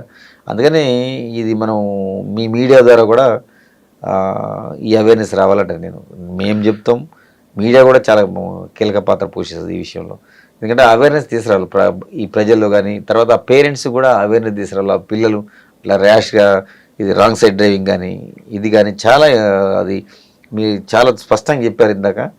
వాళ్ళకే కాదు, అనవసరంగా ఎదుటి వాళ్ళు ప్రాణం తీసేయడానికి ఇదవుతుంది. అందుకని మనం ఇంకా మనం తగ్గిస్తున్నాం. బట్ ఇంకా కూడా అందరూ కూడా సమాజం, సొసైటీ, మీడియా అందరూ కూడా సహకరిస్తేనే అది మనం చాలా వరకు తగ్గించుకునే అవకాశం. Okay sir, number 4 triple driving. దానివల్ల మాకే నష్టం జరుగుతుంది, నీకేమిటి అని అడుగుతుంటారు. పడితే మేము పోతాం కదా, నీకెందుకు క్వశ్చన్ చేస్తూ మీరేం చెప్తారు? వాళ్ళకే ఇప్పుడు మనం ఏదైనా వెహికల్ మనకి డిజైన్ చేసినప్పుడు ఏంటంటే 2 వీలర్ అనేది ఇద్దరికి, అది నాట్ 3 పర్సన్స్. మనం వేగంగా పోయినప్పుడు లేదా ఏదైనా అనుకోకుండా ఒక ఇక్కడ రోడ్డు మీద గుంటలు ఉంటాయి, అట్లాంటప్పుడు ఏంటంటే ఆ ట్రిపుల్ రైడింగ్ పోయినప్పుడు అంటే వాడు ఆ బండి డిజైన్ చేసిన మోడలే వేరు. ఆ ట్రిపుల్ రైడింగ్ వల్ల దాని కెపాసిటీ కోల్పోతుంది ఆ వెహికల్. దాంతో ఏమైతే ఎక్కడైనా బండి పడిపోయి వాళ్ళ ప్రాణం పోయే అవకాశం ఉంటుంది. వాళ్ళకి అది తెలియదు. అది నేను ఆమె ఎక్స్పర్ట్ వేరు, ఆ బండి డిజైన్ చేసింది దాని గురించి. అంతకంటే ఎక్కువ ఉంటే ఆ బండి ఎక్కడైనా జరిగితే అది స్పీడ్లో కానీ లేకపోతే మనం టర్నింగ్లో కానీ కింద పడిపోయే అవకాశం ఉంటుంది. చాలా మందికి తెలియదు ఆ విషయం. అది మీ ద్వారా కూడా అందరికి చెప్పాలని కోరుకుంటాను. ఓకే సార్, ఇంకా జిగ్జాగ్ జర్నీ, రోడ్ ఖాళీగా ఉన్నా ఏదన్నా ఒక మంచి బైక్ దొరికిందంటే ఇంకా బైక్ వేసుకొని హెల్మెట్ లేకుండా ఒక అమ్మాయి వెనక్కి కూర్చోపెట్టుకొని జిగ్జాగ్ చేస్తారు. అందులో ఉన్న ఎంజాయ్మెంట్ వేరే అంటారు. అటువంటి వాళ్ళకి మీరు ఇచ్చే సమాధానం ఏంటి? అది మీకు తెలుసు, నాకు తెలుసు, అది తప్పు అంట నేను. ఎందుకంటే అట్లా జిగ్జాగ్ మన స్పీడ్గా పోవటం వల్ల వాళ్ళ ప్రాణంతో పాటు ఎదుటి వాళ్ళకు కూడా నష్టం చేసే అవకాశం ఉంటుంది. ఎదుటి వాళ్ళు వెళ్ళిపోతే నాకేంది, నేను బాగా వెళ్తున్నాను కదా అంటాడు. అట్లా కాదు కదా. ఎందుకంటే ఈ సమాజంలో ఇంకొకరిని చెప్పే హక్కు మనకి ఇవ్వలేదు. ఇప్పుడు మీరు మీ ప్రాణం తీసుకున్నా పర్వాలేదు, నన్ను మీ ప్రాణం కూడా కాపాడుకోవాలి. ఎందుకు అనవసరంగా మనకు దేవుడు ఇచ్చిండు, లైఫ్ ఇచ్చిండు, సొసైటీలో మీకు ఒక రోల్ ఇచ్చిండు. ఆ రోల్ నువ్వు పోషించుకోవాలా, నీ తల్లిదండ్రులు హ్యాపీ ఉండాలా, సొసైటీ హ్యాపీ ఉండాలా, మీరు కూడా హ్యాపీగానే ఉండాలి. అది ఉండాలంటే మరి మీరు ఇది తప్పదు, దాన్ని కంట్రోల్ చేసుకొని అట్లాంటి పిచ్చి పనులు చేయొద్దని నేను రిక్వెస్ట్ చేస్తున్నాను మీ ద్వారా కూడా. ఓకే, నెక్స్ట్ కార్ డ్రైవింగ్ తీసుకుందాం. సీట్ బెల్ట్ మస్ట్ అంటారు. సీట్ బెల్ట్ పెట్టుకుంటే షర్ట్ అని అయిపోతుంది, సీట్ బెల్ట్ పెట్టుకోరు. సీట్ బెల్ట్ పెట్టుకుంటే ఏ విధంగా ఉంటే, పెట్టుకోకపోతే జరిగే నష్టం ఏంటి? ఫర్ ఎగ్జాంపుల్ మీరు చాలా కేసులు చూశారు, నేను చూసిన ప్రత్యక్షంగా, మీడియా సోదరులు కూడా చాలాసార్లు అబ్జర్వ్ చేశారు. సీట్ బెల్ట్ పెట్టుకోవడం వల్ల ఏంటంటే మనం ఎప్పుడు చాలా మందికి లైఫ్ సేవింగ్ అయింది. ఫ్రాక్చర్లు కావచ్చు, వాటి ఫ్రాక్చర్లు అయితే మనం సర్జరీ చేసి ఇది చేసుకోవచ్చు. ఆ వెహికల్లోంచి విండోలోంచి బయటపడి చనిపోయిన సంఘటనలు ఉన్నాయి. అయ్యో, అదే సీట్ బెల్ట్ ఉంటే మనకి ఏంటంటే ప్రొటెక్షన్ ఎక్కువ ఉంటుంది. మనం షర్ట్ తీరితే ఇంకో షర్ట్ కొనుక్కోవచ్చు, ఇంకొక డ్రెస్ కొనుక్కోవచ్చు, ఇంకేదైనా చేసుకోవచ్చు. కానీ లైఫ్ అనేది చాలా ఇంపార్టెంట్. అందుకని ఏంటంటే మనం నా సలహా ఏంటంటే, నా రిక్వెస్ట్ కూడా ఏంటంటే సీట్ బెల్ట్ పెట్టుకుంటే ఏదైనా ప్రమాదం అనుకోకుండా జరిగింది అనుకోండి ప్రమాదం, అప్పుడు మనం లైఫ్ సేవింగ్కి 90% అవకాశం. అంటే సైంటిఫిక్ బెలూన్స్ ఓపెన్ అవుతాయి. మీకు సీట్ బెల్ట్ పెట్టుకుంటే ఆటోమేటిక్ కనెక్టివ్ ఉంటుంది. లేదా అదర్వైజ్ టెక్నికల్గా అవి ఓపెన్ కావు. అది ఫ్రంట్ కూర్చున్న వాళ్ళకి, నేను బ్యాక్ కూర్చున్న వాళ్ళకి కూడా చెప్తాను. నేను చాలా సంఘటనలో మనకి మన సీట్ బెల్ట్ పెట్టుకున్న వాళ్ళు లైఫ్ సేవ్ కావటం జరిగింది. సార్ కొంతమంది కార్లకి బంపర్లు పెట్టుకుంటారు షో కోసం, ఉమ్. కానీ బంపర్ గుద్దితే బండి డ్యామేజ్ కాదు, కానీ స్కానర్స్ పనిచేయడం వల్ల బెలూన్స్ ఓపెన్ అవ్వు. మరి పెట్టుకోమంటారా వద్దంటారా? అదే అట్లా బంపర్స్ పెట్టుకోవడం కరెక్ట్ కాదు. ఎందుకంటే మన వెహికల్ డిజైన్ చేసింది ఇప్పుడు ఆర్టీఏ కానీ ప్రభుత్వం కానీ కొన్ని అప్రూవ్డ్ ఉంటాయి. ఇవన్నీ ఎక్స్ట్రా ఫిట్టింగ్స్ ఇవన్నీ పెట్టుకోవడం వల్ల ఏంటంటే ఎప్పుడన్నా జరగడానికి చిన్న చిన్న యాక్సిడెంట్లు అయినప్పుడు కూడా అవి తగలడం వల్ల కూడా ఎక్కువ స్పీడ్తో తగిలి ఎదుటి వాళ్ళకి ఎక్కువ ప్రమాదం జరిగే అవకాశం ఉంటుంది. కాబట్టి మనకి ఏదైతే వెహికల్ డిజైన్ చేశారో దాన్నే ఫాలో కావాలి ప్రతి ఒక్కళ్ళు. ఎందుకంటే ప్రమాదం జరిగినప్పుడు దాని ఇంటెన్సిటీ తెలుస్తుంది. ఓకే సార్, ఇంకా 2 వీలర్ కానీ 4 వీలర్ కానీ సెల్ ఫోన్ డ్రైవింగ్ దీనివల్ల ఎక్కువ అనార్థం ఉంటుంది అంటారా, లాభం ఉందంటారా? సెల్ ఫోన్ డ్రైవింగ్ అనేది చాలా డేంజర్, అన్నిటికంటే కూడా డేంజర్ అది. ఎందుకంటే అప్పుడు మనం 4 వీలర్లో పోతున్నాడు, మనం ఫోన్ మాట్లాడకుండా మన కాన్సన్ట్రేషన్ అంతా దెబ్బతింటుంది, డ్రైవింగ్ మీద ఉండదు, రోడ్డు మీద ఉంటుంది. ఎస్, రోడ్డు మీద ఉండదు. సడన్గా మనకు ఒక వెహికల్ వస్తుంది, ఆ వెహికల్ వచ్చినప్పుడు అప్పుడు ఏం యాక్షన్ తీసుకోవాలో బ్రెయిన్ పనిచేయదు. అది అంటే మన కాన్సన్ట్రేషన్ వేరే ఉన్నది. మనం డ్రైవింగ్ చేసేటప్పుడు ఎంతసేపు ఆల్వేస్ మనం డ్రైవింగ్ మీదనే కాన్సన్ట్రేషన్ ఉంటే అప్పుడు మనం సేఫ్ సైడ్ ఉంటాం, సేమ్ టైం ఎదుటిలో కూడా నష్టం జరగకుండా ఉంటుంది. సెల్ఫ్ డివైడర్ గుద్దుకున్న వాళ్ళు ఉంటారు, అవతల పోయి పడిన సంఘటనలు ఉన్నాయి. నేను మీ దాంతోపాటు ఇంకోటి కూడా చెప్తాను. నేను ఆ మధ్యకాలంలో మోస్ట్లీ కామారెడ్డి రూట్లో అనుకుంటా ఒక యాక్సిడెంట్ చూసాను స్పెసిఫిక్గా. అతను పాన్ పరాక్ తీసుకొని చింపుకొని టక్కన ఇట్లా నోట్లు వేసుకుంటాడు. ఆ టైంలో ఆ ఫ్రాక్షన్ ఆఫ్ సెకండ్లోనే వెహికల్ పోయి రోడ్డు దిగిపోయి కింద పడిపోయి చనిపోవడం జరిగింది. అంటే మనం చేసే చర్యలు కూడా చూడండి. కొన్ని ఫర్ ఎగ్జాంపుల్ పెద్ద సినిమా యాక్టర్ ఉన్నోళ్ళు కూడా చూసిన ఒక అతను డ్రైవింగ్ చేసుకుంటే వాటర్ బాటిల్ కోసం ఇట్లా వెనక వంగుతారు, వంగి తీసుకుంది. ఆ క్షణంలో కూడా జరిగిన యాక్సిడెంట్లు చనిపోయిన సంఘటనలు పెద్ద ఇంపార్టెంట్ వాళ్ళు చనిపోయారు, నేను పేరు రివీల్ చేయను. అంటే మనం డ్రైవింగ్ చేసేటప్పుడు ఇవన్నీ కూడా పరిగణలో తీసుకోవాలి. చాలామంది అంటే సరదా అనుకుంటారు, సరదా కాదు అది. మనం గమ్యం పోయేది ఎందుకు, మనకు కొన్ని విషయాలు పనులు ఉంటాయి కాబట్టి పోతుంటాం.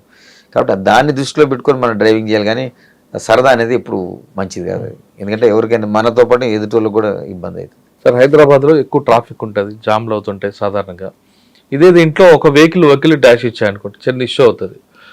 ఆగినప్పుడు ఆ సంఘటన జరిగినప్పుడు బండి పక్కకు తీసి మాట్లాడుకోవడం బెటర్ అంటారా, లేదు ఆ రోడ్డు మధ్యలోనే ఇద్దరు ఆర్గ్యుమెంట్ చేసుకొని మిగతా వాళ్ళకి ఇబ్బంది కలిగించడం మంచిది అంటారా? ఎప్పుడైనా నేను అందరినీ రిక్వెస్ట్ చేసేది అంటే, ఇప్పుడు చాలామంది కొన్ని అత్యవసరంగా ప్రయాణం చేసేది ఉంటుంది. అందరూ చాలామంది చాలా అపాయింట్మెంట్స్ ఉంటాయి, పనులు ఉంటాయి, ఇంటికి పోయే క్రమం ఉంటుంది. మనం ఆ రోడ్డు మధ్యలో చిన్నగా తాగుతుంది, యాక్సిడెంట్ అయినప్పుడు మనం ఆ రెండు ఫోటో తీసుకోవాలి, ఎవరు తప్పన్నది తీసుకొని ఇమీడియట్గా ఆ వెహికల్స్ ఎవరొకరు మా కాన్స్టేబుల్ ఆల్మోస్ట్ రోడ్డు మీద ఉంటారు కాబట్టి పక్కకు బొమ్మని చెప్తారు. చాలామంది కొంతమంది వినరు. మా క్రేన్స్ కూడా రెడీ ఉంటాయి అక్కడ, ఎవరైనా వినకపోతే ఏమంటే ఆ క్రేన్స్తో వాటిని తొలగిస్తాం మేము, ఫోర్సుబుల్ కూడా. వాళ్ళకు కూడా నేను చెప్పే ప్రజలకు రిక్వెస్ట్ చేసి అంటే మనది ఒకటే స్వార్థం చూసుకోవద్దు, మిగతా ప్రజలు కూడా ప్రయాణం చేస్తుంటారు కాబట్టి ఏదైనా జరిగింది మనం ఇమీడియట్గా ఫోటో తీసుకొని మన బండి పక్కకు పెట్టుకుంటే మిగతా వాళ్ళకి సాఫీగా మనం రోడ్ ఇచ్చినట్టు అవుతుంది. కరెక్టే, మీరు అన్నట్లుగా యాక్సిడెంట్ జరిగింది ఫోటో తీసుకొని ఇన్సూరెన్స్కి అప్లై చేసుకోవచ్చు అంటారు. కానీ కొంతమంది ఆర్గ్యుమెంట్ చేస్తూ అక్కడే ఉండి ఇన్సూరెన్స్ అంత రాదు కాబట్టి నా బండి కాస్ట్ కూడా అక్కడ ఇవ్వాలి అంటే డ్యామేజ్ గొడవలు చేస్తుంటారండి. అదే నేను చెప్పాను కదా సార్, ఇప్పుడు అది కరెక్ట్ కాదు. ఎందుకంటే మనం ఇది హైదరాబాద్ సిటీ అనేది మన వెహికల్ అనేది కంటిన్యూ ప్రాసెస్. అది ఒక చోట ఒక 1 minute 2 minutes 3 minutes ఆగింది అనుకోండి, అది చాలా దూరం ఎఫెక్ట్ పడుతుంది ట్రాఫిక్. అవన్నీ సెట్ చేసుకుంటే మళ్ళీ 10 నిమిషాలు పడుతుంది, 15 నిమిషాలు పడుతుంది. అంటే అందరికి ఒక మనం హాఫ్ అన్ అవర్ 20 నిమిషాలు నష్టం చేసినట్టే కదా. 20 నిమిషాలు అని కాదు, వేరే సీరియస్గా పోయేటోళ్ళు కొంతమంది ఉంటారు, వాళ్ళందరికీ అంబులెన్స్ ట్రావెల్ చేస్తే ఇందులో ఇవన్నీ ఉంటాయి, వేరియస్ థింగ్స్. అందుకని దయచేసి ఎవరు కూడా అట్లా దాని గురించి పెట్టుకోవద్దు. మీకు ఇన్సూరెన్స్ ఎట్లా క్లెయిమ్ అవుతుంది, ఆటోమేటిక్ పోలీసు రాస్తారు, కేసు రాస్తారు. సార్, ఫైనల్గా చెప్పండి, హైదరాబాద్ ప్రజలు ఇంటి నుంచి బయలుదేరి క్షేమంగా గమ్యస్థానానికి వెళ్ళాలంటే ఏం చేయమంటారు? మనం ఇవన్నీ చెప్పుకున్నాం, హైదరాబాద్ అని కాదు, ఇంట్రోడ్యూస్ ఎవరైనా సరే ఎక్కడైనా కానీ అందరికీ మా పోలీస్ శాఖ తరఫున విజ్ఞప్తి ఏంటంటే, మీ మీడియా ద్వారా, iDream ద్వారా మీరు ఇంత స్పెసిఫిక్గా ఇంత లాంగ్ ఇంటర్వ్యూ తీసుకొని ప్రజలకు కూడా ఒకటి ఇది అందించాలని సదుద్దేశంతో చేస్తున్నారు కాబట్టి మీ ద్వారా మేము రిక్వెస్ట్ చేస్తున్నాం ప్రజలకి. ఇవన్నీ డ్రంక్ అండ్ డ్రైవ్ కానీ, ట్రిపుల్ రైడింగ్ కానీ, వితౌట్ హెల్మెట్ కానీ, ఇవన్నీ కూడా మీరు పాటించుకుంటూ పోతే మీ ప్రాణంతో పాటు ఎదురులో కూడా ప్రాణం సేవ్ చేసి సహాయం చేసిన వారు అవుతారు. అందుకని దయచేసి అందరూ కూడా ఈ ట్రాఫిక్ రూల్స్ పాటించి మీ గమ్యం చేరుకోవడం ఉత్తమని మీ ద్వారా నేను అందరికీ రిక్వెస్ట్ చేస్తాను. ఇంటి నుంచి బయటికి వెళ్ళే వ్యక్తి గమ్యస్థానంకి వెళ్ళి తిరిగి ఇంటికి రావాలన్నా మీరందరూ కూడా ట్రాఫిక్ రూల్స్ పాటించండి అంటున్నారు హరిప్రసాద్ గారు. కేవలం మన ఒక్కరే కాదు, ఎదుటి వచ్చిన వ్యక్తి కూడా అతని క్షేమం కూడా ఇంటికి చేరుకోవాలంటే మన డ్రైవింగే ప్రధానంగా ఉంది అంటున్నారు. మనం ఒక్కరే స్వార్థంగా వెళ్తే ఎదుటి వ్యక్తి నష్టం జరిగితే ఆ పాపం మీకే తగులుతుంది అంటూ అతను చాలా కొన్ని సంగతులు చెప్తున్నారు. ఖచ్చితంగా ట్రాఫిక్ రూల్స్ పాటించండి, మీరందరూ హ్యాపీగా ఉండాలని కోరుకుందాం. ఇది హరిప్రసాద్ గారితో ఎక్స్క్లూజివ్ ఇంటర్వ్యూ. వచ్చేవారం మరో విషయంలో మళ్ళీ కలుద్దాం. అందరికీ నమస్తే. Thank you sir. Thank you very much. Welcome sir.